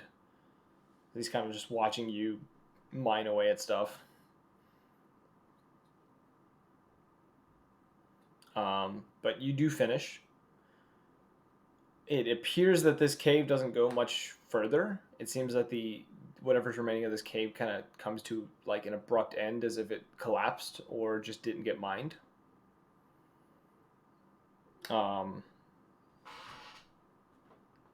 But what would you guys like to do with that knowledge? I guess we could just head out. I don't know if there's not much else to do. So you guys kind of make your way back, moving along the passage that you had taken. When you do get back to that large cavern that you had your little quarrel in, you do notice that the gun parts that were the destroyed gun parts are gone. Clearly probably being picked up by the individual who they belong to. And you do kind of follow his footsteps kind of leading out of the cave. And as you guys get out into the daylight again, you do see him near the top of the quarry, kind of slipping through the now wide open gate and quickly making kind of a dash in a direction kind of out of sight.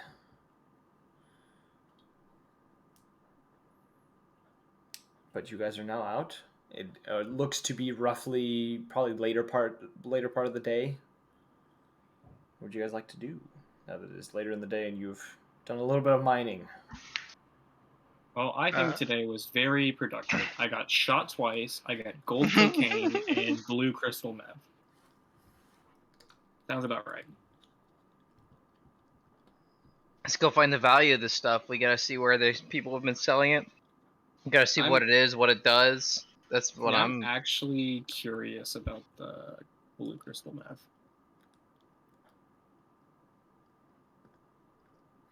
Okay. I don't think I have any spells that use gold dust though.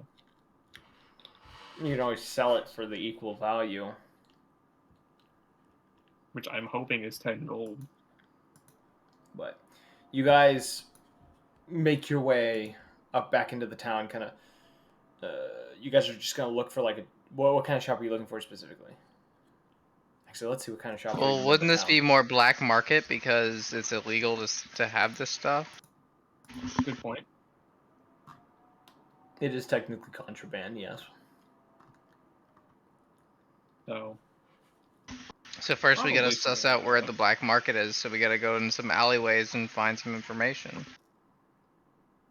So looking over the town of Red Hill, kind of now that you kind of look about, um, and you've kind of been more familiar. I apologize for not describing this town sooner. It doesn't seem to be a very big town. It consists of like two major roads within the town that kind of make up most of the stuff. There's a single inn slash brothel, which is the tavern you've been staying in. You do notice there's a bank, which is on one end of the town. There's a blacksmith, a very large store, and what looks to be old abandoned miners' barracks, as well as several like homes of residence and there's a couple small buildings that some of the locals seem to be using for storing things or uh, working on stuff and things of that nature. You do also notice at one end of the town, which I forgot to mention, on the opposite end of where the quarry is, um, there is a large, like, gated mansion that is kind of overlooking the town. Interesting. I did forget to mention that. I apologize for not doing it, but it is a large mansion on this like very tall hill on one side of the town that's surrounded by like almost castle-like walls that seem to be designed to be very difficult to climb over. Kind of having these like outcrops that stick out along the top, so that like someone couldn't just simply climb straight up. You'd have to then go like upside down and then climb up again. Well, I have a feeling that the black market is in the abandoned miner barracks or the houses, or like the residential area where they're storing things. Probably where I would go. Not every town has a black market too. Just throwing that out there. All right. Probably should just take a rest for the day since I got shot twice. I took 22 points, I think. Something like that. I think it was 22. I want to know if Chris is coming back. Because I want him to be back here, because we're not done yet. We could, I don't know. We could end early today We're because only there's an hour only and a half two. in. It's fine. One of you can use this character if it comes to that point. Though. So you guys are going back to the brothel? Yeah, I the guess. inn? I don't really have anything better else to do. Okay. So you guys go back there. It's a little busier than it was before when you guys enter. Is this a filler episode? Perhaps. Oh my But god, when's the beach episode? It's the beach. We're not near a beach. The beach episode will come. We will have a beach episode one day. But I like that you said that midway through. Just is this a filler episode? Yeah, I mean, me, Yotan, and Kosho had a gunfight in a cave when we're trying to go find a Goliath in the mountains. Yeah. So it's just me and Yotan frolicking around the town, basically.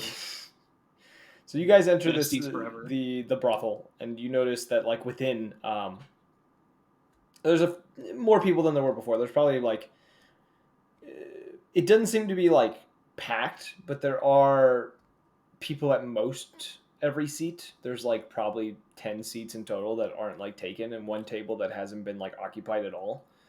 Is And there a booth available? there's a most of the booths seem to be occupied. There's like a single table near like the center of the room that like no one's sitting at. And kind of looking over this space, um, most of the people here seem to be dwarves. There's a lot of half elf or half orcs, more humans, including the two that you had seen earlier, and there are a few Goliaths. They're not huge by any means, as been described, and they're not as big as Yotan, but there are Goliaths that also live within this town that seem to be like within the brothel right now, kind of mingling with the individuals within the space, as well as the Dragonborn you had seen earlier within the space, who's the Black Dragonborn, who's still in the same corner he was in before, but seems to be now writing in what looks to be a book of some sort. Um, I'm gonna mind my own damn business for once. So there are like games going on, like strength competition type games, like throwing stuff or arm wrestling. I think it's a lot of Or- like drunken individuals laughing and talking between each other. Um, there's not really much of like arm wrestling any going bar on. games or anything. No, not currently. It just seems to be people just having a good time, speaking with one another. Very, very talkative space. I'm just gonna order some food and drink. To be honest. I'll Keller stand next kinda, to him. yeah, Keller kind of goes over to the bar and kind of gets himself an ale. Yeah, they got tater tots here. No.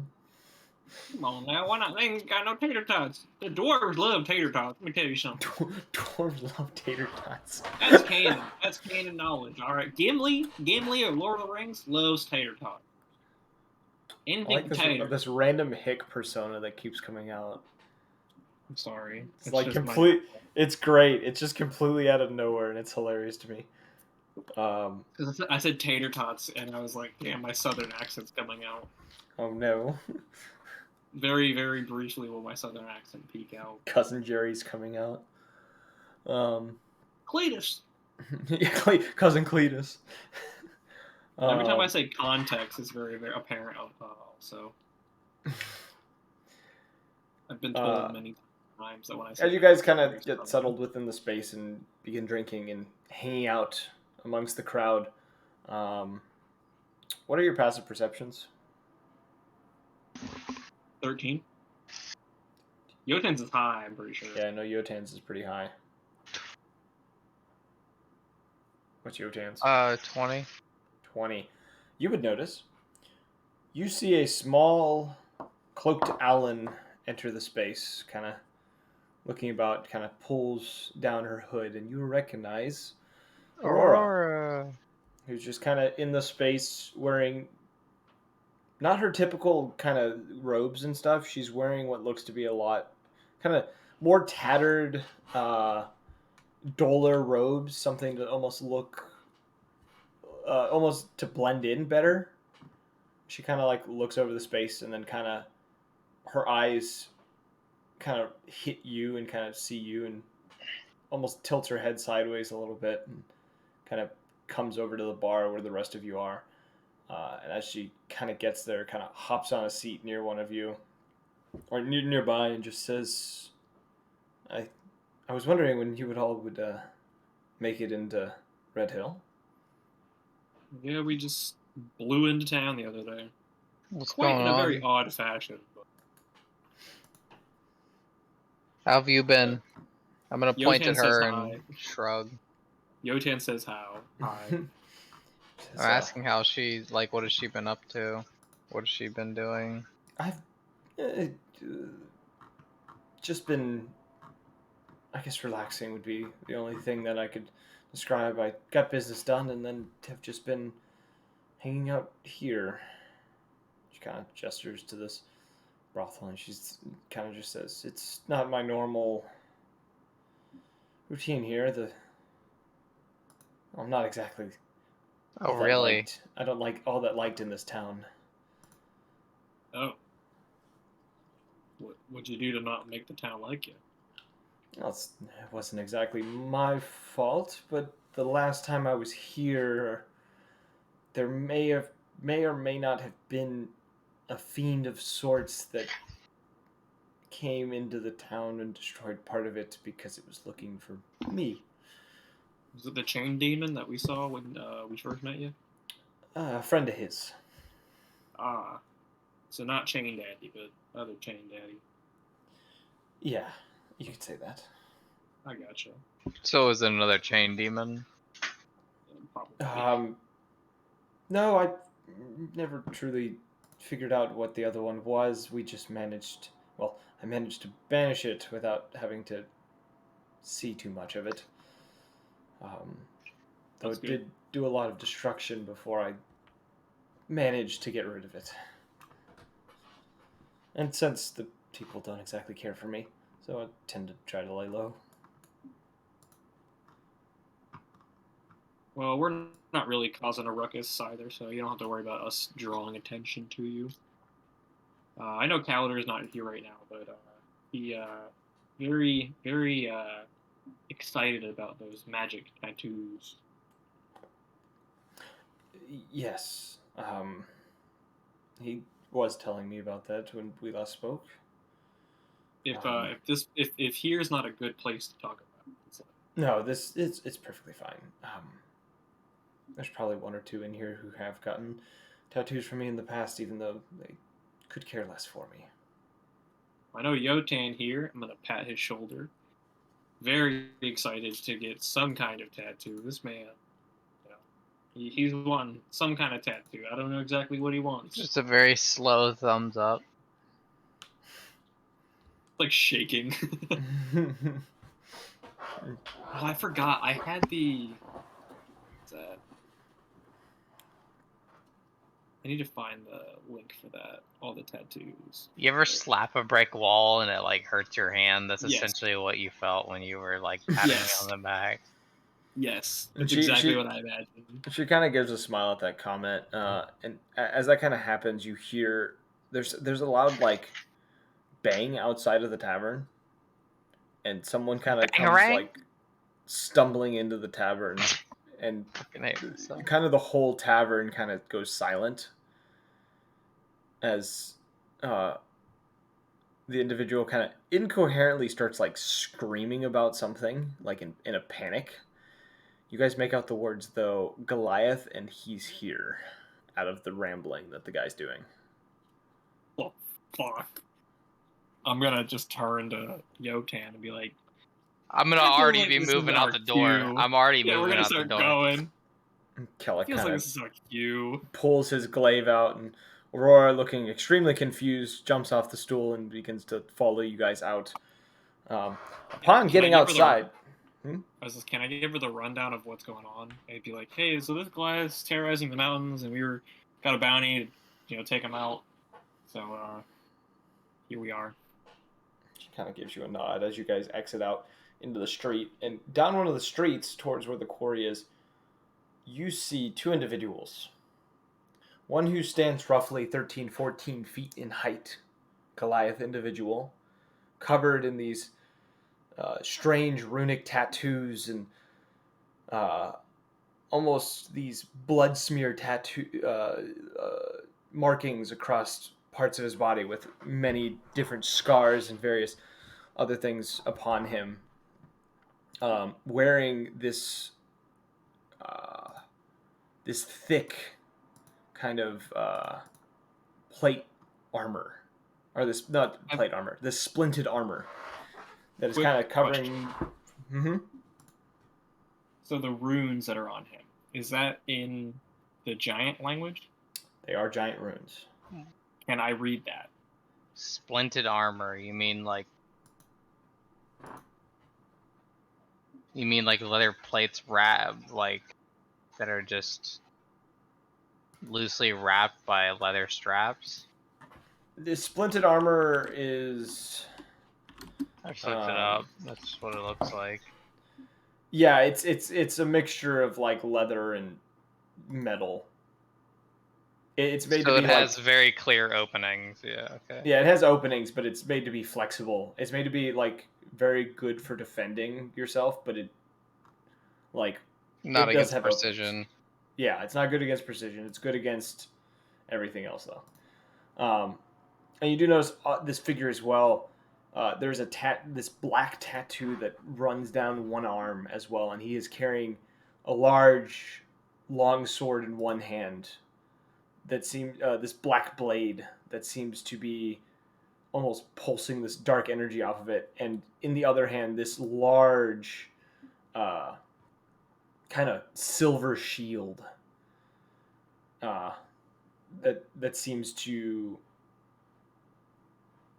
almost have the appearance of like an eye on the center of it. Um, and beside him, you see a roughly probably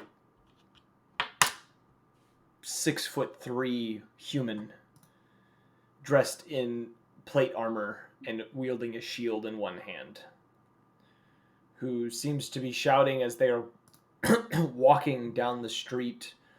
Bring us the silver dragonborn, Agorog, and and we will leave this town intact and its people untouched. If we have to find him ourselves, we cannot promise this place will be standing when we're done. And he seems to be shouting that over and over again as you guys kind of like walk out and kind of make a stand before him in the middle of the street. I'm gonna look over at Aurora and see if she knows what he's talking about. She seems a bit confused, but you do hear her say under her breath. I'm gonna ask her, and I'm also gonna. She kind of mutters, though. She just says, Agorog. She says, where do I know him? Just kind of glances off to the side a little bit. As she kind of, with one hand, you see her kind of reach down and pull the crossbow from her belt. And then the other, you see this kind of greenish energy form in the palm of it. I'm gonna ask her for like some kind of buff or something. I'm gonna ask her for like an enhancement. I'm gonna like, I don't know. Flex. Yeah, like flex. I'm gonna flex really hard at her. Me flex. She just kind of looks to you and just says,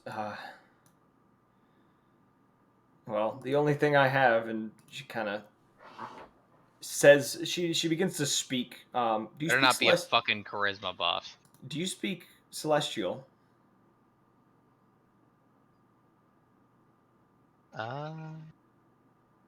No. Speak the opposite. She says something to you in Celestial, and you have gained. She uses her bardic inspiration to give you a D12 on any check that you make or attack. I think. Let me wreck. Yeah. Any attack roll, saving throw, or ability check, you can use this D12 on for the next 10 minutes, but it's only one-time use. How far are they from us? When you guys come out on the street, they are roughly 70 feet, and they've kind of stopped before you as Aurora says this, as other people on the street seem to be running the opposite way, kind of running towards the mansion. But we know Agorog, don't we? You guys know Agorog. Calder knows Agorog. You know Agorog. Actually, everyone knows Agorog except for... Yeah, no, all of you know Agorog. We met him in Grandhelm, didn't we? You met him in the prince's quarters. He was the silver dragonborn helping the prince. He was the one who was very disdainful when he spoke with Sphex. And also summoned the three individuals in the black armor that came through the king's quarter or the prince's quarters before they teleported off somewhere. Oh, that we were suspicious of? The Minotaur, the Aragonasi, and the Drow. I'm not sure if we should talk first and then fight, or fight and then ask questions. because part of me feels like they're not going to be raising. So I'm going to slowly walk forward at least 10 feet and kind of approach them and say, wait, you're looking for Agarog, correct? The Goliath kind of looks to you, almost intrigued by your sudden stepping forward, while the human kind of takes a step before him and just says, yes, we are. Do you know where to find him? I'm not sure about his current whereabouts, but last time we saw him was many months ago when he was in Grandhelm, which is a little bit far from here. We know he's not in the capital.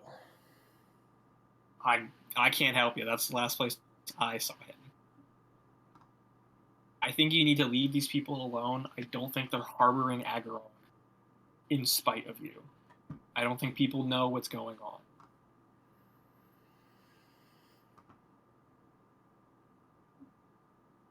So you should stop terrorizing the innocents. Well, you don't seem like someone that's from this town. No, ma'am. So I want to keep asking around, per se. And he kind of swings his sword a little bit as he says this. Or his not sword. He's holding a glaive in one hand. He kind of swings the glaive around, kind of spins it, and just says, so if you mind getting out of our way, we have some more people to ask. I'm gonna put my hand. Well, I thought they were gonna Go ahead. go ahead and walk by. I thought they were gonna walk by. No, I they're think just they're kind at of a standing there. standoff right now. Yeah, they're just kind of standing before you.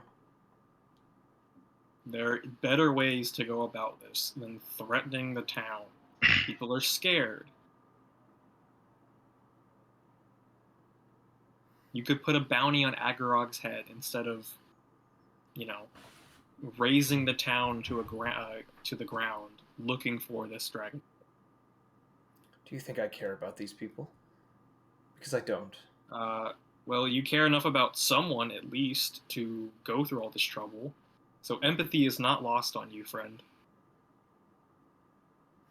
He goes to kind of rebuttal you, and the Goliath kind of makes a gesture behind him and just says, if you will not move, I will make you. He kind of grips the sword he's holding in one hand. He kind of gives you kind of like a death stare. I'm gonna do an intimidation check on the Goliath. Okay. I'm gonna cast Fairy Fire on them. Oh my god, my rolls! Holy fuck! Roll initiative before you do that, because you guys are all kind of in a position. But your intimidation check was allowed. What did you roll? Okay, 19 for intimidation. 19. Yeah. For I got a intimidation. 17 on my initiative. So as you kind of try to do this intimidation towards this individual, Goliath is unfazed. The human shifts slightly, but doesn't seem to back away from you. I apparently don't have a pencil that works in front of me. Here we go.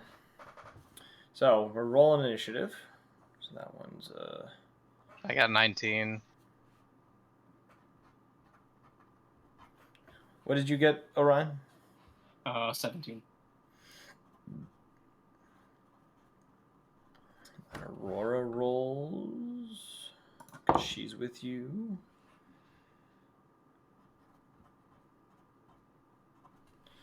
And Kellic rolls, because he's with you. Damn, Kellic. And by this point, you guys are both groups. They came up to like 30 feet to you. So like in fighting range now. As they kind of like walked towards you and then stopped.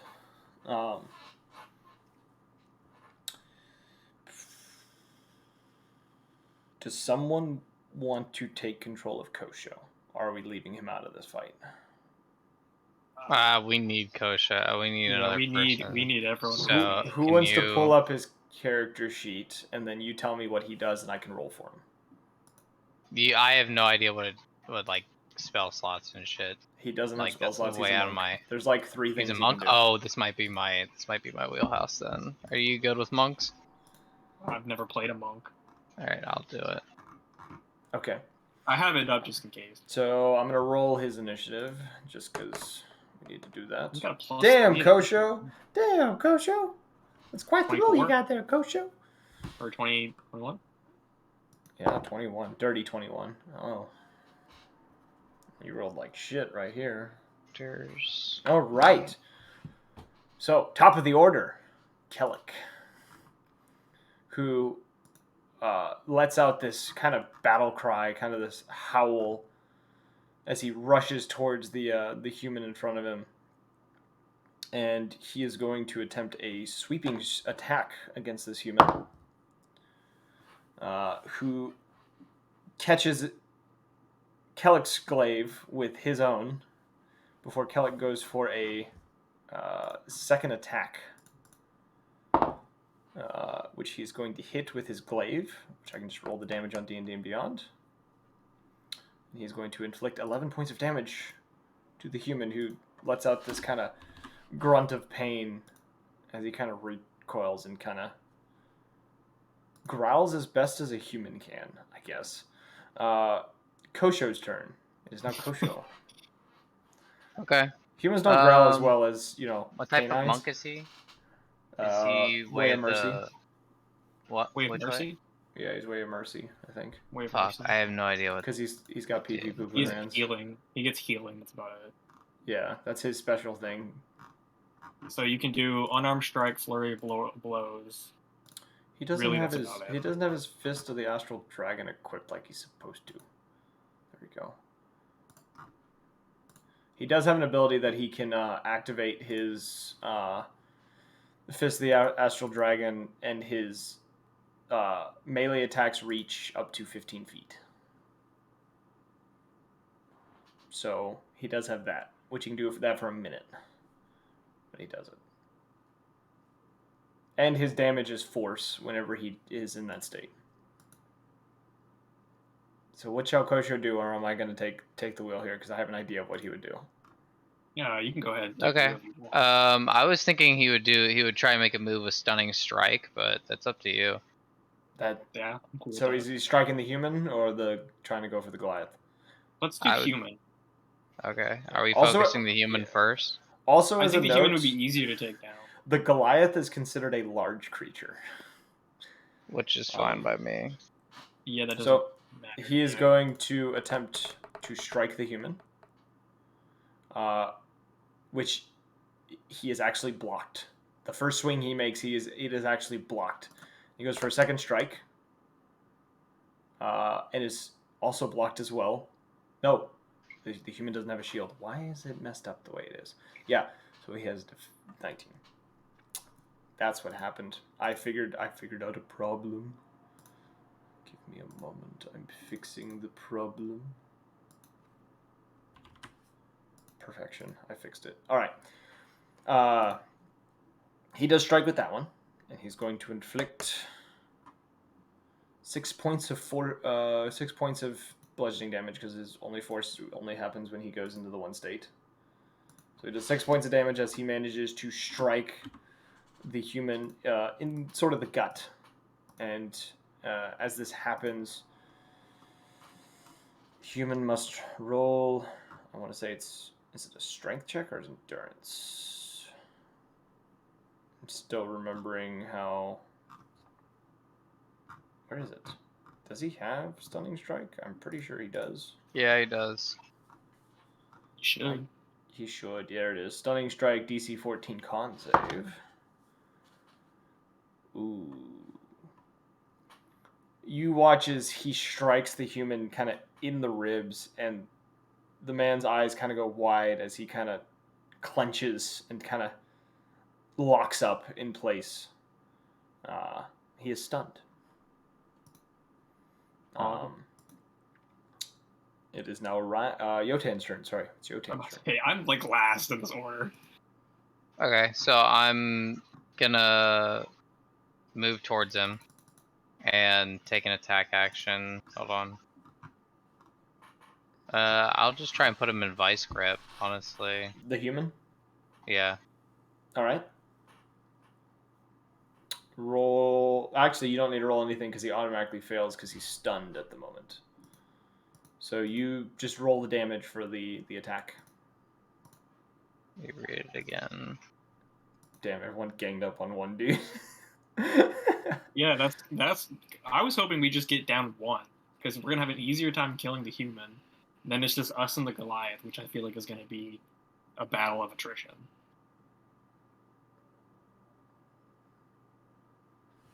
I got it.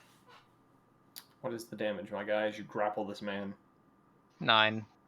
9 points of damage. All right. Yeah. You begin to you grab a hold of him. Where are you grabbing specifically? So since he's stunned, I'm assuming he just took like he just winded his shit, so he's like keeled over. His body's locked up and he's kind of hunched because he got hit in the gut. Okay. So I'm gonna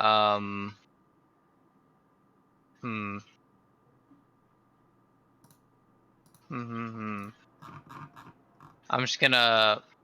I'm not gonna. I'm gonna put him in a headlock. Yeah.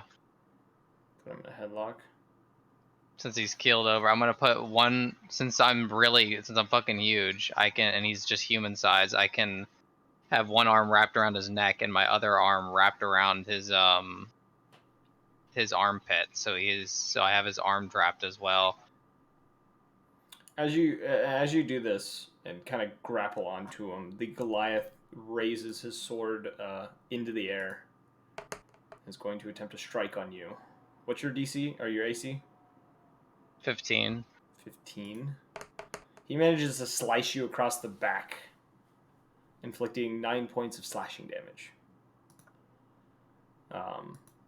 As he hits you.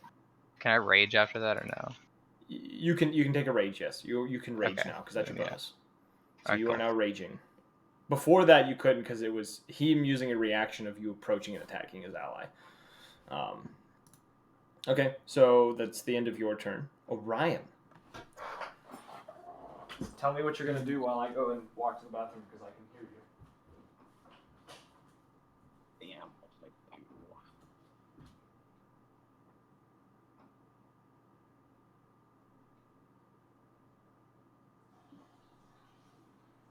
Debate. I was gonna do fairy fire, but you would also, if I did it, Yoten, you would also have people would have advantage on attacks against you as well. And I have no way to sculpt that so it doesn't hit you.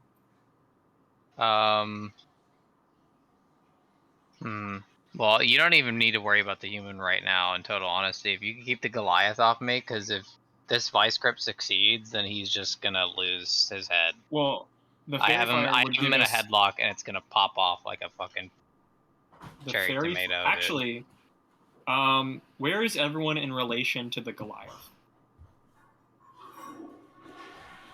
The Goliath is the Goliath is roughly probably about 5 feet behind the human.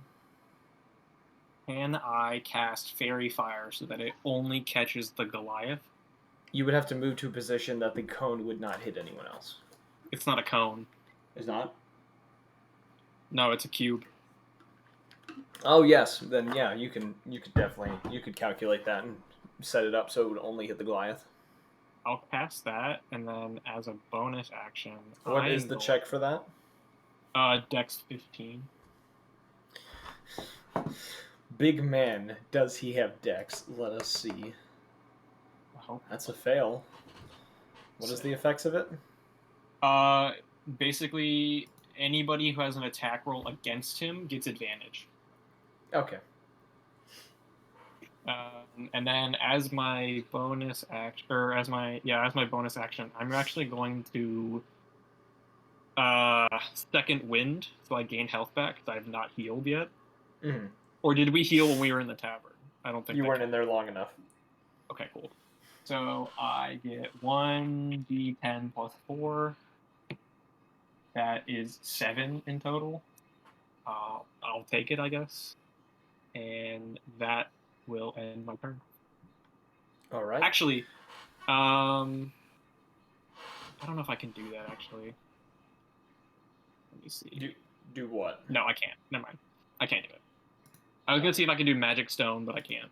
Or Shillelagh, one of the two. Gotcha. But I already used my bonus action. I'm fighting the urge to not fly up, so I'm out of range of everything, and then just pop shots because that's kind of lame. So you watch as Aurora kind of throws a hand forward, kind of pointing it towards the Goliath, and she is going to fire 4 Eldritch Blasts. Fucking sick. Thank God Aurora's here. That's a hit. That's a miss. Thank God. That's a miss. That's a miss. So the first one strikes. The rest do not. So she strikes the Goliath for a very bit of damage, kind of the first shot hitting him in the face before he holds up his shield and kind of blocks the rest of the shots. And then with her bonus action, she is going to use the crossbow you had seen her wielding before, the kind of draconic scaled crossbow that she's been carrying about. And you watch as she fires what looks to be a bolt of lightning from it. That is going to miss the Goliath.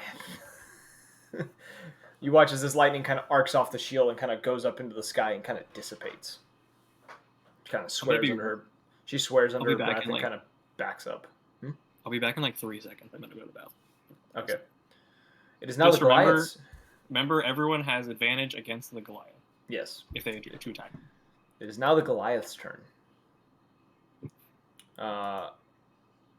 Who looks upon the individual choking out his ally and is going to attempt a strike upon you, sir. You said your AC is 15? Mm-hmm. So the first strike he misses as you kind of throw up a hand to kind of deflect it. He goes for a second strike. Also missing. Wow, he's rolling like shit right now. I'd say they're just glancing blows, like yeah, because they're just stone skin, just kind of he's not hitting it just right. He goes for Do they have stone skin? Is that what it is, or it's just harder skin? After trying to strike at you twice, he then goes for a strike on Kellic, which he does land. As the blade cuts deep into the side of Kellic, and he kind of howls in pain, taking a bit of damage.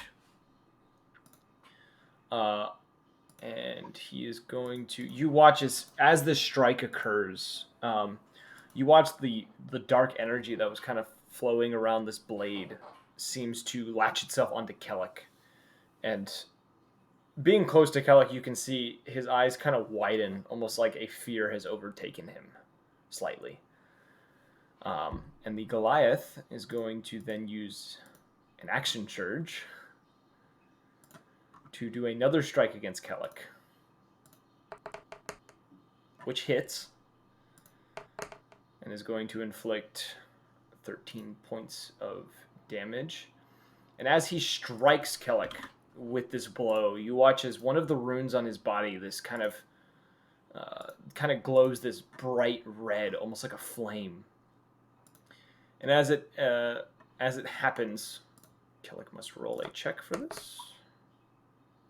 You watch as these Kellic is getting his ass blasted. You watch as these flames erupt from the ground and try to tether him to the ground before he yanks them away, causing them to kind of shatter and dissipate.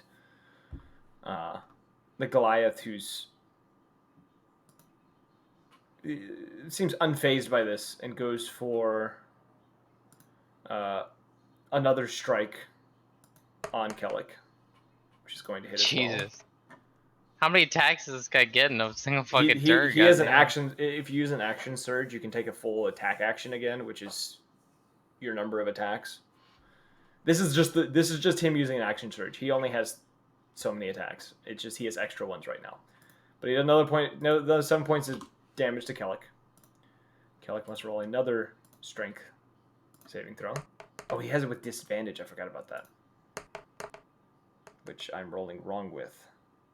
And that's a fail. You watch as these flaming cuffs erupt from the ground. This time causing him to be tethered down as they drag him to kind of one knee, holding him down.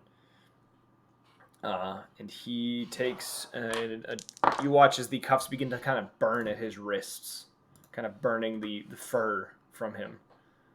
And it is now the human's turn, who's stunned, so he can't do anything. So it's back to Kellic. Must make a strength saving throw to escape his bonds, which he does as he kind of roars in anger, rips the bonds off of himself. And he is going to take an action surge. And he's going to turn on the Goliath. And is going to attempt 3 attacks on the Goliath. First one hits. Second one hits. And the third one hits. I'm going to double check what he would be doing with that. Yeah. So these are just straight attacks. So he's going to do the 12, 27, 39 points of damage Kellic inflicts onto the Goliath as he begins to slash into this Goliath at like a rapid pace, roaring in anger as he does. And as he finishes his attack, he kind of straightens himself up a little bit, and you notice that kind of almost by like a force of will, he seems to almost... It's almost like he's being healed, but he's not. The wounds aren't going away. The bleeding seems to just slow and stop in some places that he's been sliced. It's now Kosho's turn. As Kosho is standing before the human that is within your arms, fist in the air, ready to go. What would you like to do? Kosho or Yotan or whoever's controlling him. I thought you took Oh no, control. I am sorry. I apologize. No, you're good. There's so many people in this fight. It's fine, and it's required. He's gonna strike at the individual within your arms, which he gets advantage on the attack with this. The first one's a miss,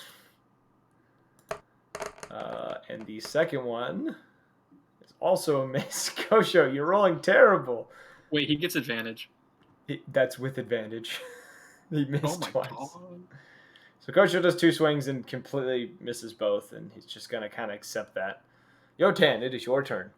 Well, I would spend a key point and maybe try and do another unarmed strike or something. Or Oh, that would be the flurry. Like use flurry of blows. Flurry Yeah. of blows. So I'll just do that. Let's see. Well, that was accidental. I'll just roll it again. 2 misses. All right, that's a miss. And Jesus Christ. finally, he gets a hit. The last blow, he finally strikes the man. That's a 5 points of bludgeoning damage, and he will spend... actually, he can't spend a key point now, but he would... actually, can he spend another key point to do...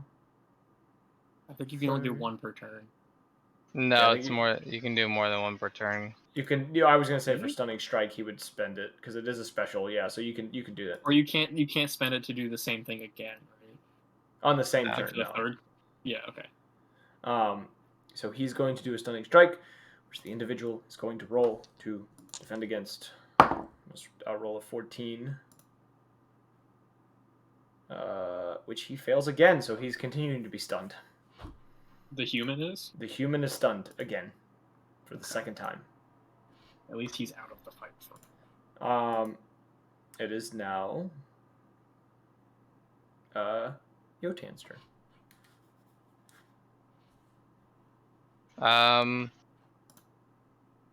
Well, I'm gonna continue with Vice Grip on this human, so I guess he just keeps taking if he can't break free because he's stunned. He can't do anything. So I Just just do the roll damage. 3d6 roll the plus damage again. strength. Yeah, roll the Okay. damage again.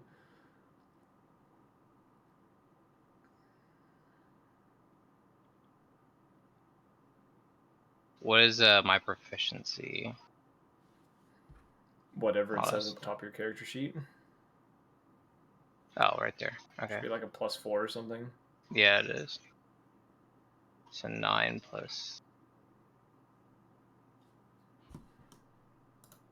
17. 17 points of damage. My lord. You hear him kind of groaning underneath your grip as you're kind of like slowly crushing him. You just hear small cracks. Just.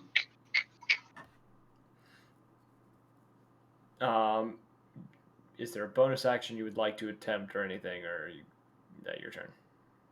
Yeah, I'm gonna punch him in the face again real quick.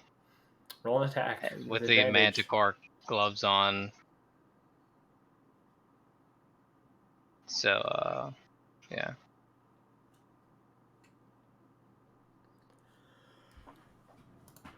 $18. Well, that hits. 27. Yeah, that's a hit. That's 6 plus. What are the manticore gauntlets again? Let me see. 1d8 plus 5.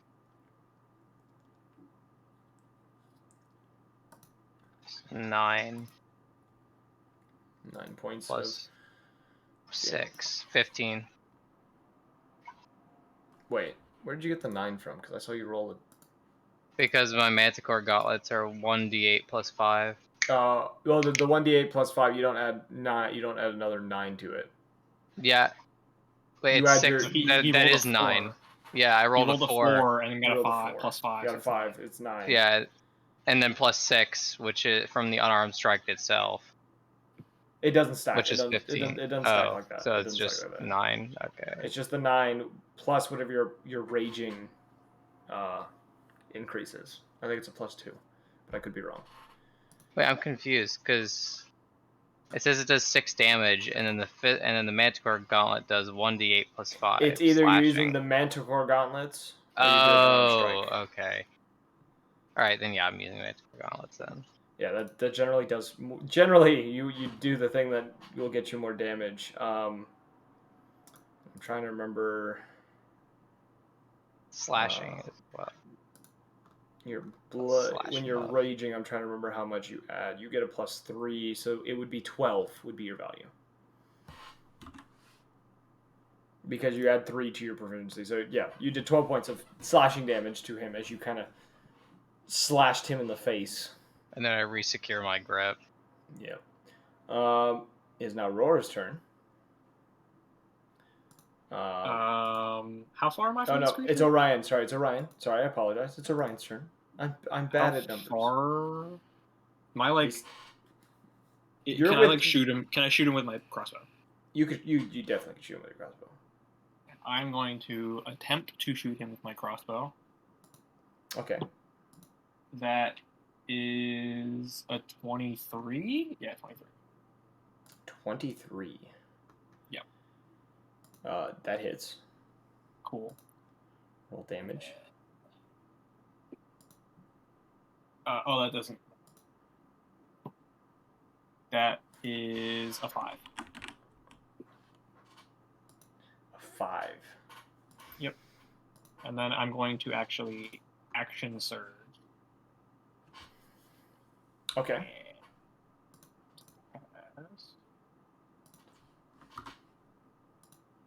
What do I want to cast? Can I cast Burning Hands? Yes. Okay, that's a Dex 15 for him.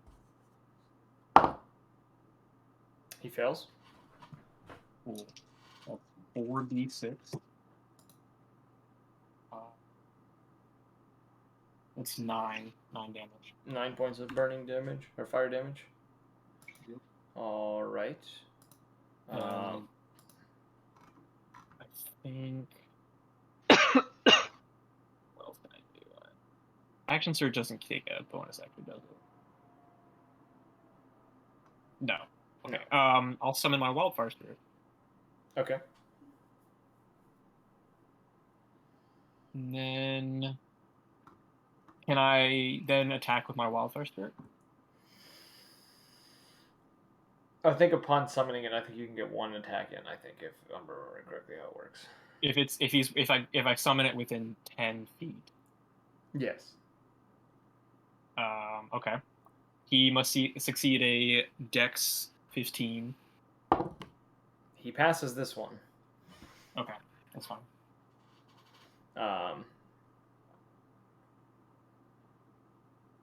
Okay.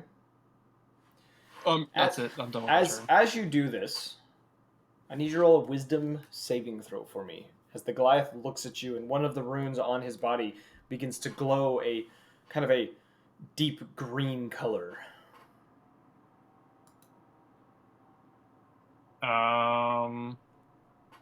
Question. What? Is he doing the stone rune? Perhaps. I am not within 30 feet of him. What was your wait? So when you did your fairy fire, what's the range on fairy fire? I thought that was like within the 30 feet. 60. 60? 60 feet. And then my next turn, I moved, so I was in range of like I cleared everybody so I could shoot my arrow freely, and then also do burning hands. Okay. I'm pretty sure I'm more than 30 feet. I tried keeping my distance because I also have stone rune. Then in that case, he's going to approach you and then use it because he has the movement. He has the movement to do that. But he can do that as he can move and then use a reaction. Oh, that's right. You're right. You're right. You're right. I'm just throwing things out there. I mean, if he wants to move within 30 feet of me, he can go ahead and be my guest. All I'm saying I is would just do stone rune.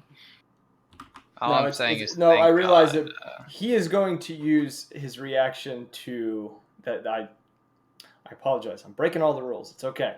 I'm saying thank God Ryan's here because this man is like trying to move his king into check and shit or something. Like I don't understand what's going on here. No, it's fine. I'm used to people being close up, and that's how a lot of these fights have been. No, he uses Stone Endurance though to block one of the damages. That's what he would have done as reaction. So Stone Endurance. Yes, it's a racial trait. He can negate damage because I was Goliath. So he blocked my arrow?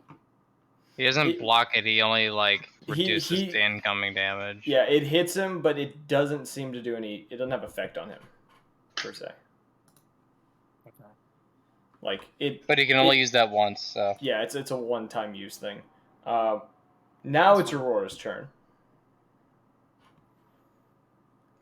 Breaking all the rules, I apologize. Being a bad DM. I have the lucky feet. I'm so dumb.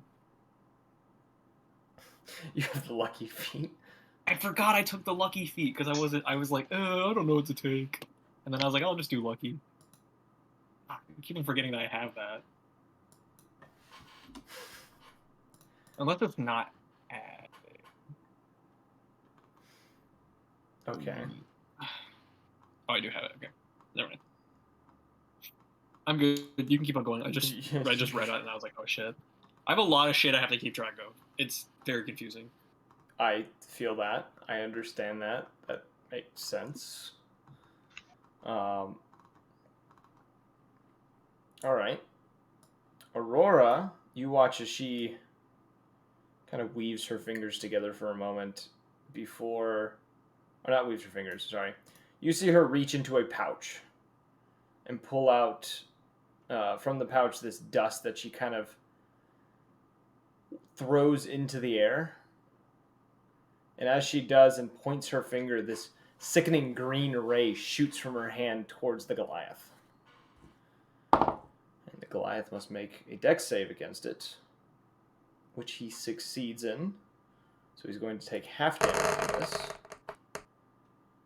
You watch as he narrowly dodges this ray, and as it hits him, the flesh that is near where the ray kind of glances off of seems to almost gray and decay. Did she roll that with advantage? That's not a roll for her. That's a roll for him. It's a saving throw type roll.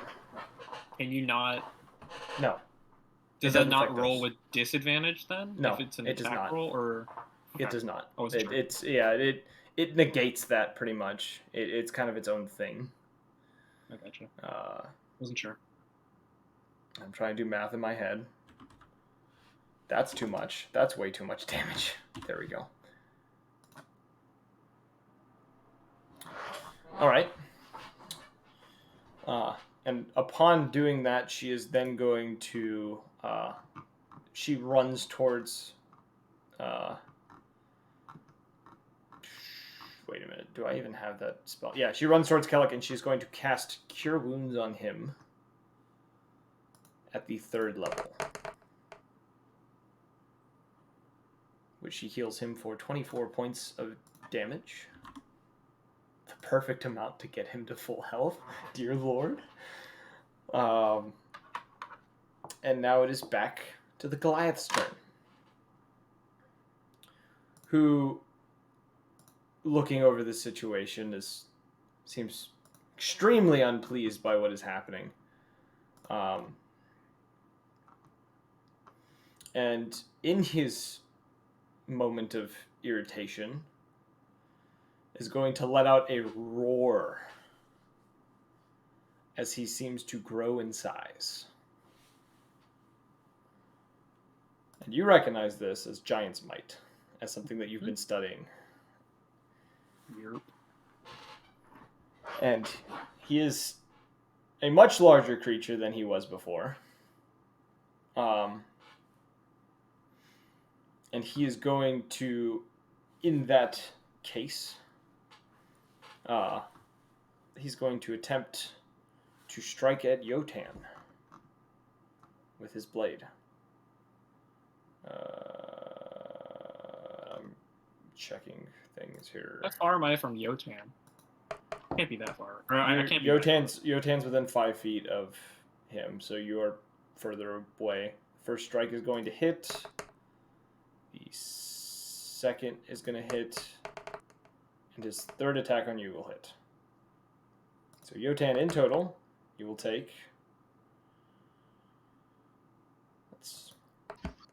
I'm putting into account half damage, so 6, 10. This is with the half damage taken. 14. And then you take, in total, 22 points of slashing damage. That is actually halved. And then I'm gonna use Stone Endurance, which is 1d12, which... Uno reverse card. Uno reverse card. Yeah, so much for that. 18. Still take 18. And let me see here. Let me see. Takes 3 turns air humping you. No, that's not what he's doing. I'm looking through his abilities to make sure I know what psychic I'm doing. damage. 76 psychic damage. Why is there a taunt move in D&D? It's bards. Bards have it. Ah, that makes sense. I think it's not Dissociated Whispers. It's Vicious Mockery. It makes your opponents not do as much damage, or they're less likely to hit or something.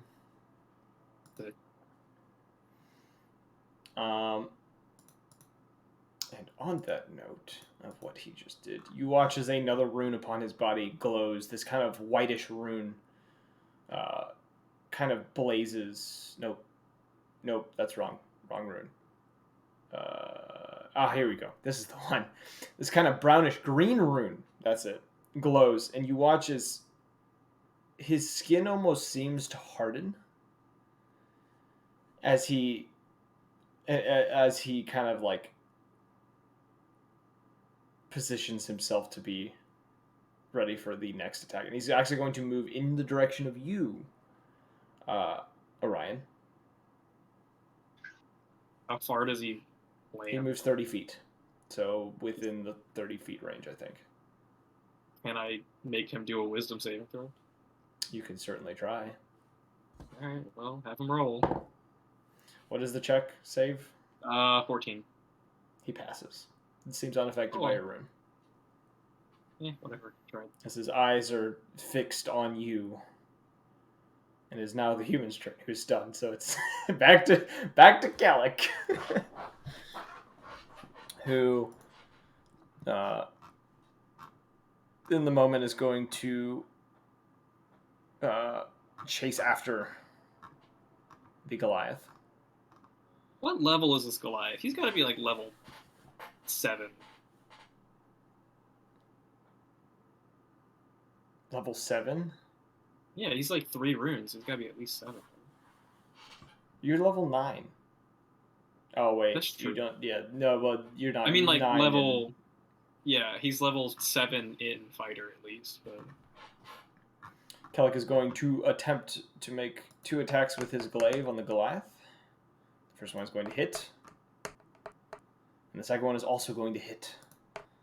Kellic seems pissed. And Kellic is going to inflict 20? 10 points of slashing damage, as the slashes don't seem to go as deep as they're supposed to. And Kellic, in his kind of irritated state, is going to take one more swing using a bonus action, because he has that ability, and he's just going to strike the ground.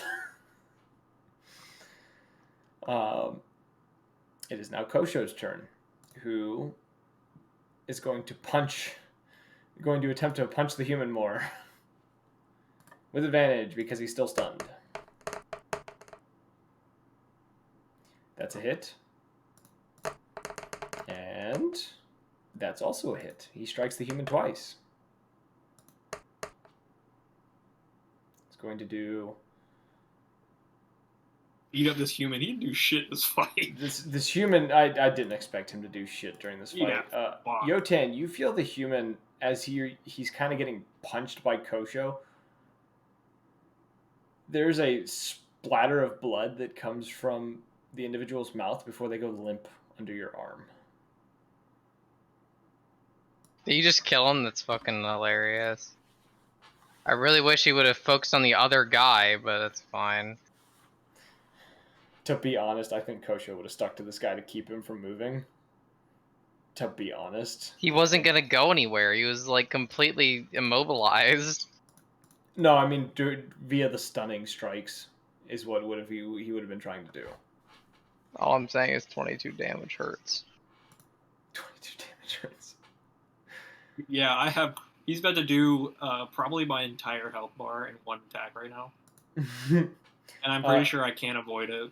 It's now Yotan's turn, as you have a body in your arms. Throw it. I'm gonna drop him and use Throw hazy it. hazy pursuit. Yeah, I'm gonna throw it actually and use hazy pursuit after the other Goliath. Okay. Hazy pursuer. So you're misty stepping behind him. Misty step, that's what it is, yeah. So essentially, what you see is this limp body, and then you see me toss it off, just kind of shift my body to the one side, and then throw the dead body all the way into the distance, and then you just see a thick mist just sort of appear out of nowhere, and I step into it, and you just see it move from shadow to nothing at all, until all of a sudden another mist sort of appears behind the Goliath, and I'm there all of a sudden. I always imagine it like the whiz robes from Legend of Zelda, where it's like little twinkle steps. Yes. Did you ever see? Did you ever play Mortal Kombat 10 with Jason Voorhees? Yes. That's where he just like dissipates and then appears. Yeah, exactly. I gotcha. Makes sense for your character. I think the move's called Metamorphosis or something, because that's what it was in Friday the 13th, or whatever the game was. That didn't do well. But yes, now you are behind him. Now that you've done that. And if I touch him, which I did because I'm close enough to do that, I'm gonna put him into vice grip. Okay. Which I just have to roll what? 20, He is. Here's the issue. Is he grown too big or something? He's too big. You could try to grab him, but he's a little too big for vice grip to actually be effective. I'm probably big enough to at least take one of his limbs. He does get advantage on strength checks, so he might just like break out of it. He's like 22 feet tall right now.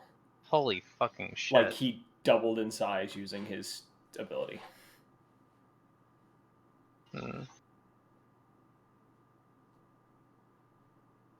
You could just wail on him. That would also work. I don't really know what else you have on your character, so I couldn't tell you.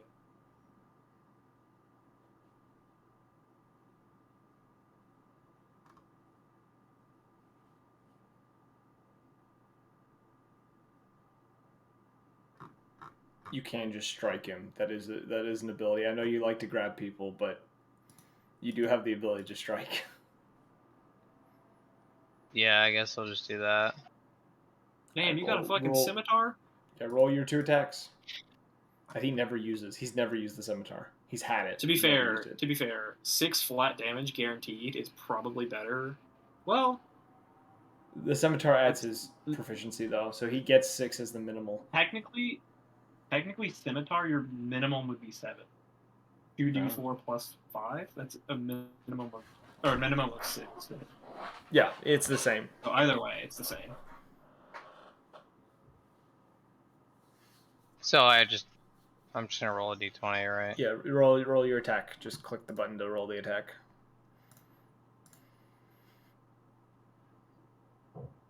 You could have rolled. There's a button next to your weapon under your actions that you can click on. That'll roll it for you. Yeah, I need to roll it again anyway. So your first attack missed, unless you're going reckless. Well, I didn't have I honestly didn't even use my fucking... He gets advantage as well. Oh, that's right. I didn't use my modifier on the first one. I just used a d20. So, well, there's my first roll. And I'll roll again, I guess. 28. Yeah, 28. 28, 6 guaranteed damage.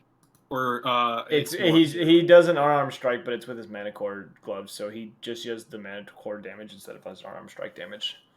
I really need to make a weapon thing for it, and I keep forgetting to do it so that he doesn't have to remember that. But my bad. I have so many other things I'm working plus on. 5, which I did 10 damage. 10 damage plus your 3, so 13 points of slashing damage. As you strike at him, it doesn't seem to go as deep as you want it to for that one. The second attack does miss though, with your 15. So the second strike, you do try to. Oh, that wasn't the second attack. That was me rolling advantage. I roll one more time if it's with advantage, okay. because the second one I'm counting that as your second attack, because you did roll the first one. I counted the first roll and the second roll that you made. Yeah, it's still missed. Yes. So, yeah. you strike at him and it kind of glances off of his flesh. He seems uninterested in you. Well, I'm not very interested in him either, so... Orion. It's your turn. Oh, fantastic. I have no idea what to do. You have a giant walking towards you. Well, I'm about to go beefy mode as well. I just don't know what to fucking... You need to back the fuck up. You can put some distance between you two, and... I could do that, yeah, I could, just kite him. Yeah, I could. It's kind of lame, but I could do that. I could just... It's kind of lame if you play your backwards. character.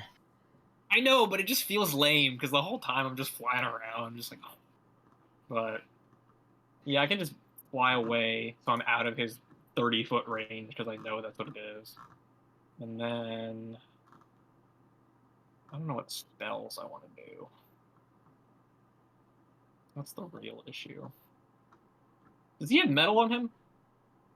Yeah, he does. The armor he's wearing has a bit of metal, but it's like on top A of bit. leather. That wouldn't It's matter yeah. for how hot it gets.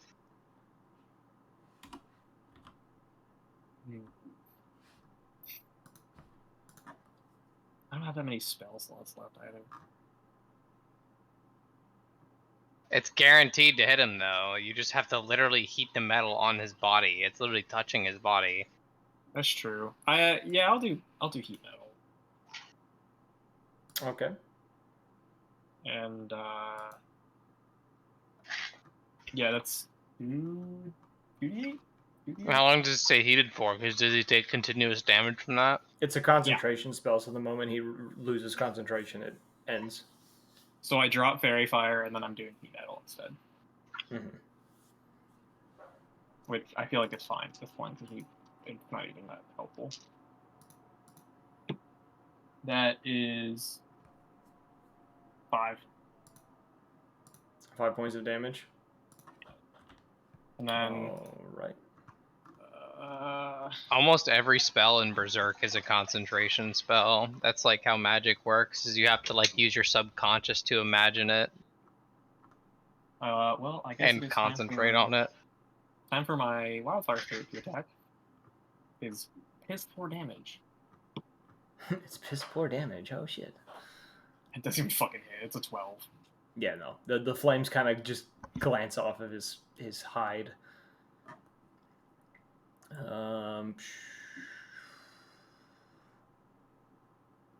Okay.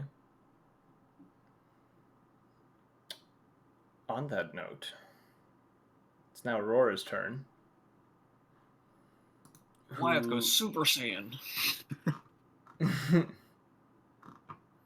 She is going to use... You watch as she runs forward towards this Goliath. Her small little form coming up beside this Goliath as she reaches a hand to touch it, and she is going to attempt to cast a 5th level. Inflict wounds. That's the wrong button. She actually hits.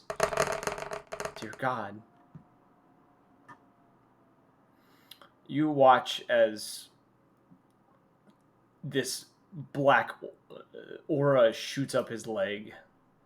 The veins in it bulging this dark purple color as he groans in pain. And as this happens, he immediately turns to look down on her, and you see the rune you see the white rune light up on him as he focuses on her, and she must make a wisdom save. Where's my character sheet for her? She fails. You watch as Aurora staggers slightly, her eyes glazing over as she seems to be stuck in a sort of trance, unable to move. And that's the end of her turn. It's now the Goliath's turn, who... in this... just an FYI real fast. He gets disadvantage on any attack roll. On any attack roll? Yep. Because of the burning? Yep. Unless he takes it off. And he has to roll a Constitution saving throw for that. Yeah. Well. You watch as he... Oh shit! God turns... damn it! What? I forgot to tell you. He should have been feared when I came out of Hazy Pursuer. It's too late for that now. I'm gonna put this out there. It doesn't seem that he's not very easily startled. Yeah, but it's just like he'd have to roll. So.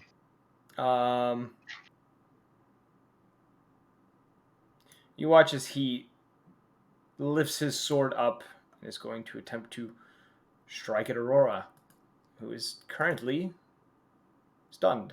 Oh, no, he's not, because he knows that she wouldn't be able to move. He's going to strike at Yotan. Actually, that's wrong. He's gonna throw a hand axe at you, Orion. I. What's your AC? AC? 16. 16. He hits you with the hand axe as he chucks it. Is that with disadvantage? That is with disadvantage. He just hit you. And you are going to take 9 points of slashing damage, and I need you to roll a Constitution saving throw to see if you can hold the heat metal. Is that just a D20? Yeah, it's your Constitution saving throw. That fails. I'm telling you that right now. A fucking 8. Yeah. So you drop the spell as this happens. The armor that he is wearing seems to lose that bright orange heat to it as he turns towards the two who are attacking him from below, Kellic and Yotan. And you watch as he points a hand down towards you, Yotan, as these black inky tendrils erupt from his arm and go towards you. And I need you to roll. It's a roll of a strength saving throw. Oh, saving throw. Yes.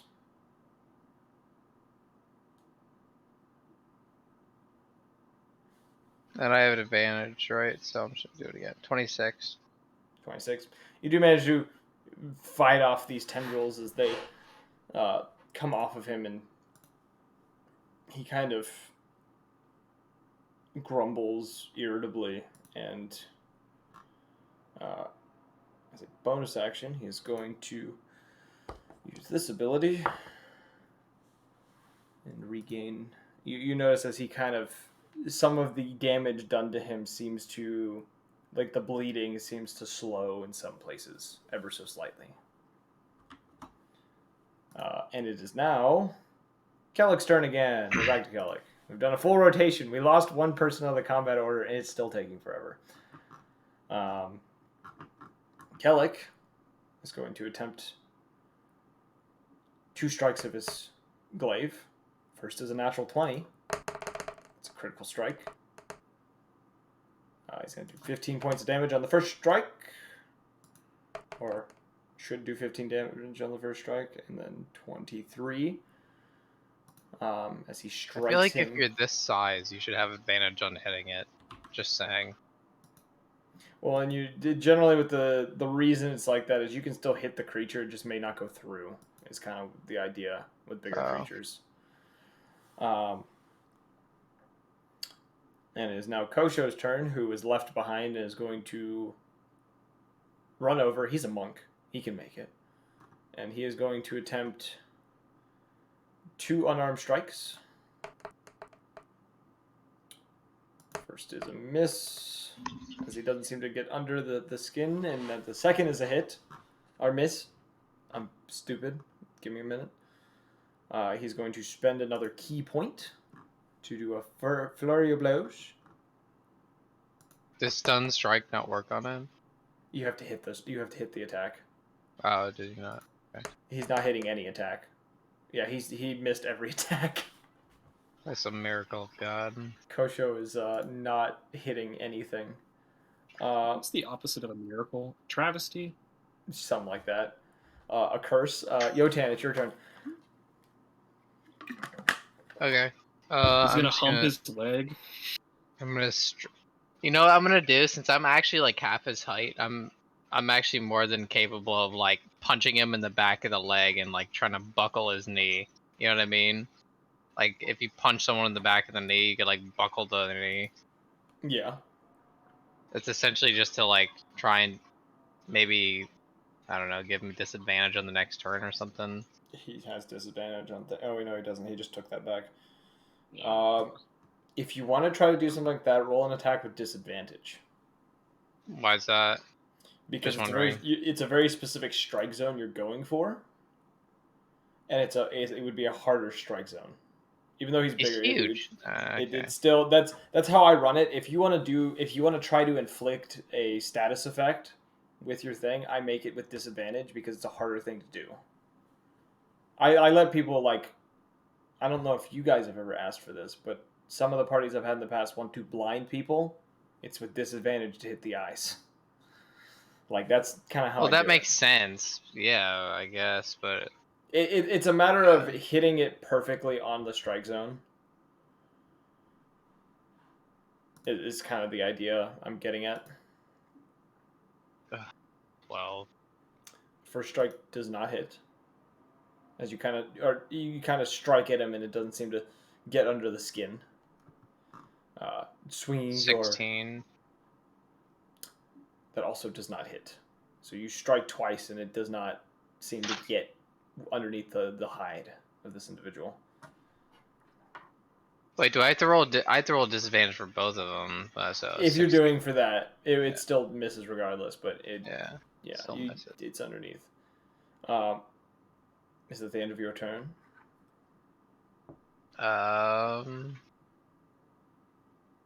Yeah. Damn, I am useless. At least you hit shots. Kosho hasn't hit. He's hit like 2 shots. Orion, Yep. it's now your turn. All right. I am not entirely sure. Yes. So Shillelagh is a bonus action, but I can't attack with it, right? You can cast it as a bonus action and then use your action to attack. I just meant like if I were to do an attack and then do bonus action Shillelagh, I would just get the buff of the weapon and I wouldn't get the attack, right? Are you saying you want to do something else first, like a different attack, and then you Yeah, do the like something shillelagh? different, and then use my bonus action to cast Shillelagh because it gives me the hit modifier like next to Shillelagh, but I think that's just for whenever I use it next. Instead of using the quarterstaff stats, I'm using. Does it have a time frame on it, or is it just like next 1 attack? minute? 1 minute. It says Yeah, 1 minute. yeah. Then yeah, you could do it as a bonus action. It would be for the turns after that one. Has he taken damage from? How much damage did he take from heated metal or whatever? It was dissipated because he struck 5. Orion with a hand axe. He took 5 damage initially, and then I lost concentration because he threw a hand axe at me. Which he no Out his longer ass. has. How It's about you concentrate a little harder next time? That's fair. That's fair. That's fair. Fair enough. Fair enough. You know what? Oh wait, actually, how close is he from me? Because he moved in, didn't he? Wherever you moved back, he hasn't moved from since then. He didn't step towards you anymore. You moved backwards away from him, and then he stayed where he was and decided to stun Aurora and attack Yotan and Kellic. I guess I'm going to fire my crossbow at him. Don't really have much else I can do. Okay, roll that crossbow attack. God, so close. It is a 24. That's a hit. Dude, that's not a crit. That sucks. Yeah, that's an 8. 8 points of damage? Yeah. And then I'm going to cast my cantrip Magic Stone. Now, I have a quick question about that. It says I can touch 1 to 3 pebbles to imbue them with magic. If I do 3 pebbles, do I get 3 attacks? No, you would use an attack action to throw them. Or and I can only do 1 at a time, right? You can only do 1 at a time. Okay. Most of the people who use that spell, most of the people who Yeah. use that spell generally carry slings. I mean, I have a crossbow. Yeah, you're not going to shoot a pebble through a crossbow. I got a pretty good arm, you know. Yeah, that's fine. The throwing thing is fine. It's the crossbow's not going to work. Yeah, I figured. maybe I should just get a sling for this, but it's 1d6 plus 3, so not bad. So yeah, I'll cast Magic Stone on some pebbles. Okay. Just to have it, and then I don't know if I can do anything else after that. No, that counted like bonus action. Okay, so I'm gonna attack with my Wildfire Spirit because he takes my turn right after mine. Okay. That's a 22. A hit. Oh boy, hefty damage here, boys. 1d6 plus 4. That's 5. Whopping 5 points of damage. Whopping 5 points of fire damage. All right. It's now Aurora's turn, who in this moment is going to... You watch as she reaches into that pouch again and pulls out dust and proceeds to kind of throw it into the air before pointing a finger and casting another one of these green beams towards Goliath, who doesn't dodge this one. Let me check his feature real quick on how the damage is going to work against this.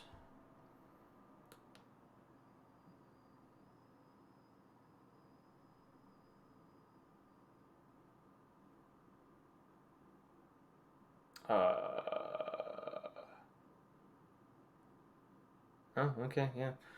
She strikes him square in the chest with this hit.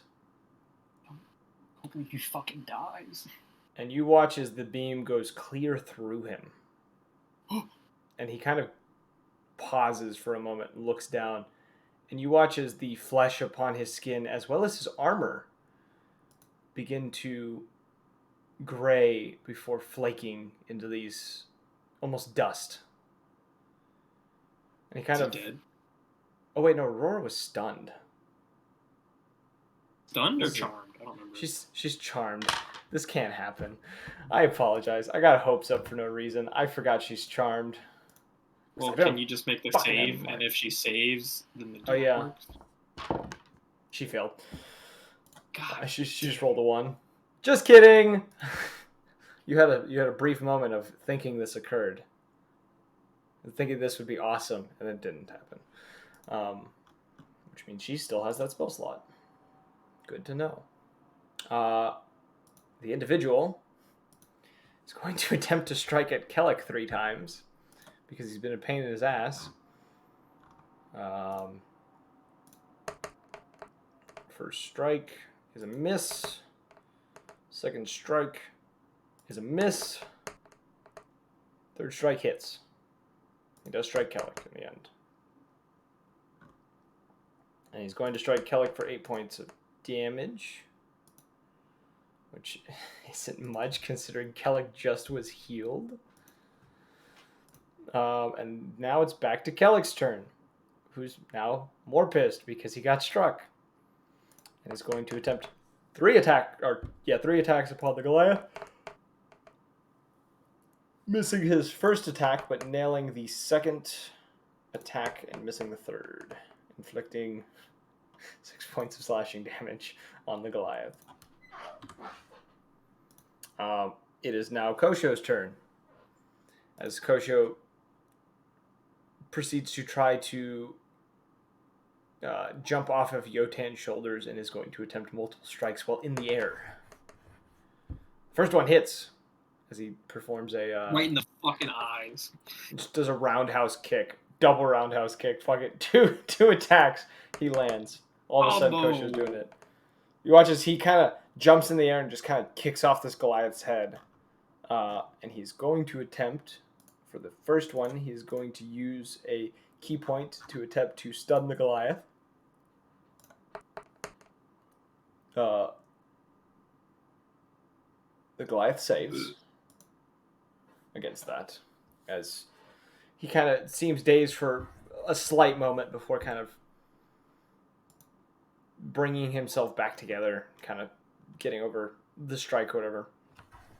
And then Kosho is going to just take one more unarmed strike instead of using a key point, and is going to miss. All right. Yotan.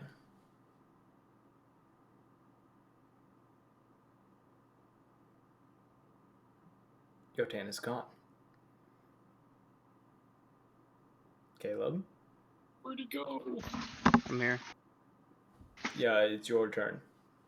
This is a long fight. I apologize for how long it's been. No, but you're it's good. a long fight.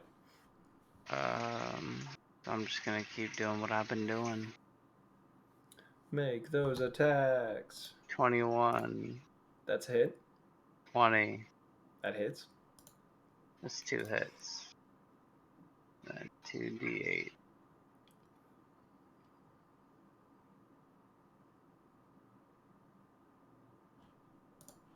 So the 2d8. Okay, and then it was plus 5, 10. Yeah, I had the math. 19. Then it would end up 22. being 25 points of damage in total. Yes, sir. All right, and as this occurs, as you do this attack against him, he is going to turn towards you. The same white rune, the same white rune. It's actually a green rune. The same green rune that you'd seen glow when he did this to Aurora, and I need you to roll a wisdom saving throw for me. Wait, what? He can cast this. He can cast this rune twice. Is that a feature? No, it's a part of the class. Every time you gain more slots. Oh, that's I not. I just did a. God, I keep doing that. Wisdom saving throw. Yeah, 15. 15. You are charmed. Wait a minute. Wait, I can't be charmed. Wait a minute. He can't be Isn't he charmed. immune? I just remembered that. He can't be charmed. It still was an attempt. So he wasted he wouldn't. it. Yeah, he wouldn't have known that, but he attempts Yes. that. All right. So, all right, give me a description. Give me your. It's kind of he give just me looks your- at you and you don't really respond to anything because it would normally be like a sensation within your head. No, I It's can not- see the drama. I can see him like turning his fist to like try and activate some sort of rune in his arm just to see no reaction whatsoever. And then there's it's a more of like- slight, a tiny amount of panic deep in his It's chest. more of like he just kind of looks at you. The rune goes off. Like this character has very little like emotional effect. He just kind of looks in your direction, sees it doesn't work, and then turns back to what he was doing. Yeah, I like- know, but that's what I'm saying. You can build up some drama here. You're usually pretty Yeah. good at this. This character is very hard to do this with because he's a very Oh, really? Your character's hard to make drama with and do dialogue for. You really? I wonder whose character is like that as well. Easy there, champ. I have so many better characters. This one is one that I simply was throwing Power word into... kill. He cast power word kill. Yotan dies. He's not a bard, but power word kill. Bards can't cast power word kill. I thought they did. No, it's wizards. Oh shit. Wizards and sorcerers can do it. I feel like bards should have it. They have power word heal. Power word kill I think is funnier. Power word vicious mockery. Power word roast. It's such a good insult. It like gives them fire damage. Burns them alive. God. But on that note, it is now. Where did my initiative sheet go? There it is. It's Orion's turn. I'm fucking jacking. He's up getting the names here. birds mixed up. That's kind of racist. All right, Birdman, calm down. Birdman. Okay. I can't throw the stone as a bonus action, can I? You can throw a stone as a bonus action. Can I? Yeah. Oh, sick. Then I'll attack with my crossbow. Okay. Roll that attack.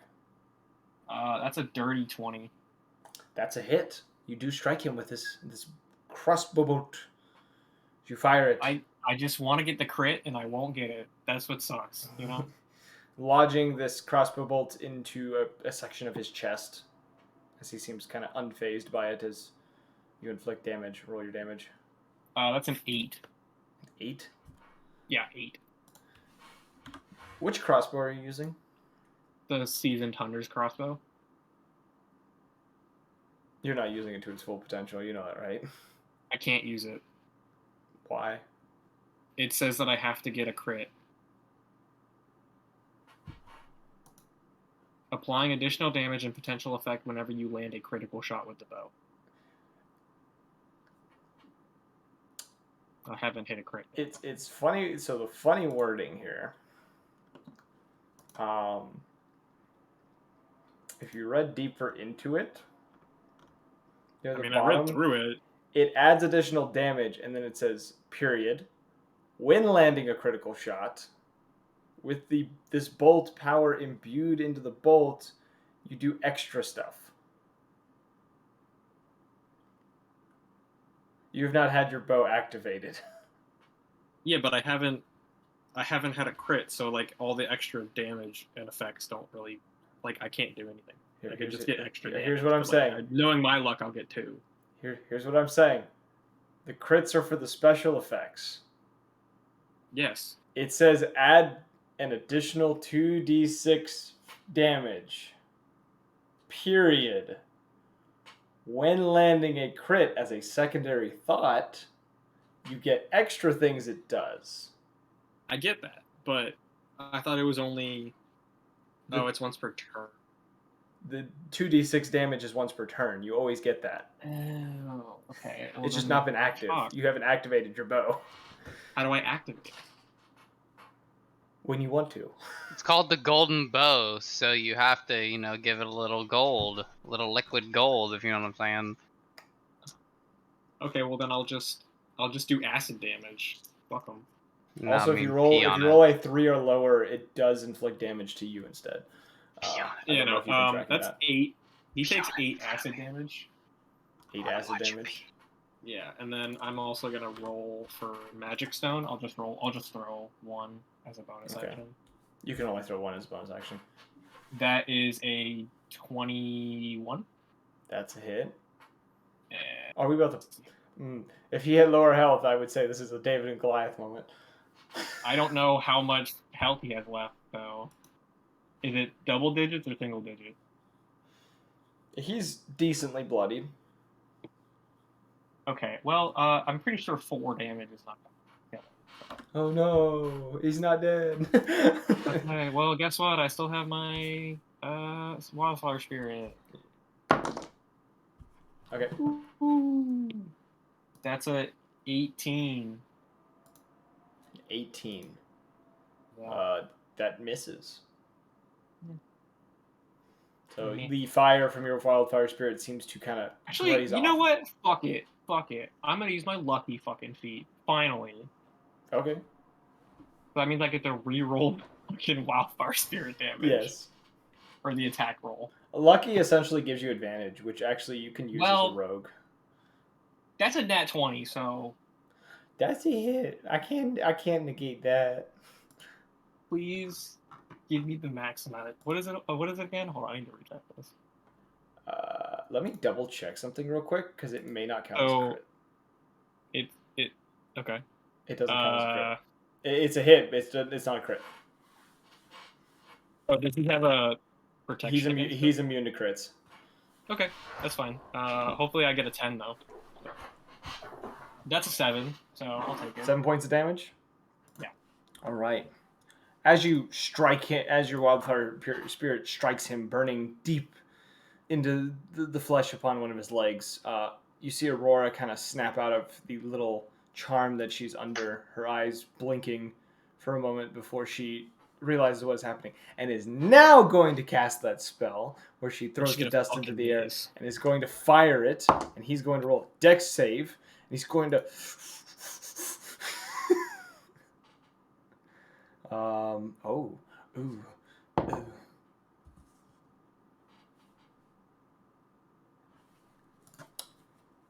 She is going to inflict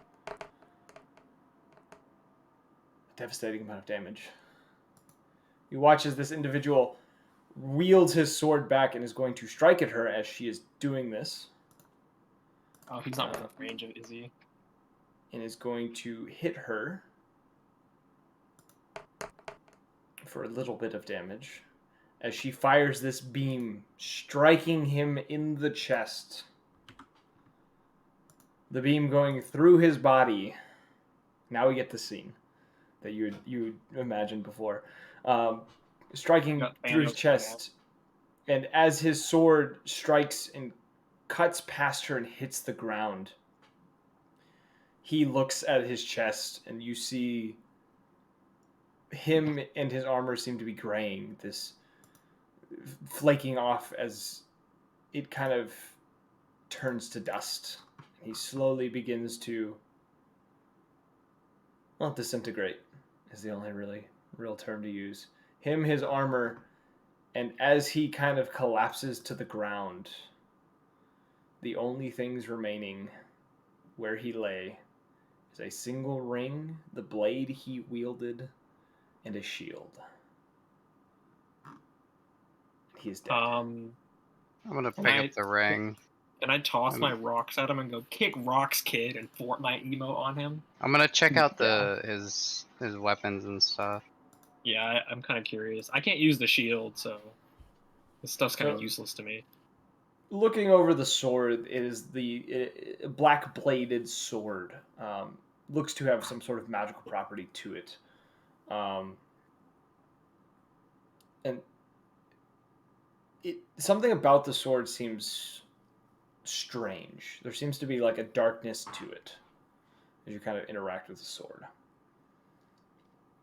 The shield, however, it also as well seems to be magically imbued in some way, but doesn't seem as significant as the sword. The ring, you had seen one before. You've seen another individual wearing it, and it was the ring you can identify as a ring of free action. Alright, I'm gonna hang on to this ring. So it just gives you a...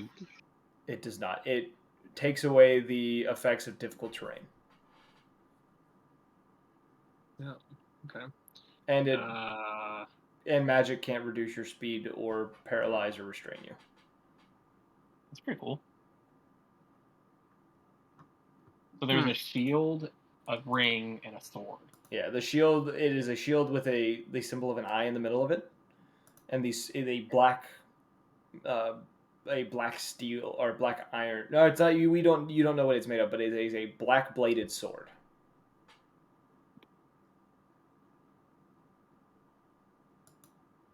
And those are the two things that were left over.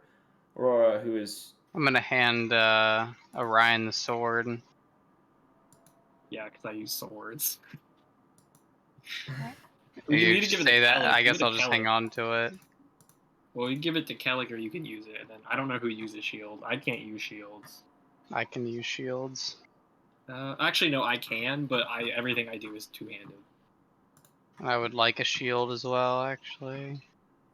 Shit, you can take all of them. While you guys are standing there kind of discussing, you see Aurora kind of mending the small wound she has compared to what could have been. I honestly didn't take that much damage as well. The damage output for this fight was not huge. Melee fighters don't do as much damage. Jotun's fucking 22 that got halved. Yeah, 44? Dear God. The damage all around was pretty low. To be honest, both sides were not putting out as much damage as possible. I really can't put out that much damage. I don't have that many spell slots that do damage, and all my rolls for damage have been piss 4, so... I'm actually surprised we killed him so fast. Thank God for Aurora. That's what I'm saying.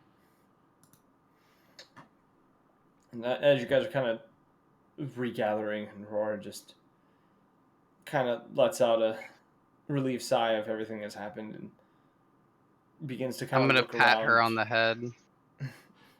As you're doing this, and you guys are kind of looking around, you notice that the people of the town seem to be kind of re-emerging from their hiding places, kind of coming from alleys and from inside of buildings, as they kind of watch you all from a distance, kind of taking in what you all just did inside of all these individuals. And that's what will end tonight's session.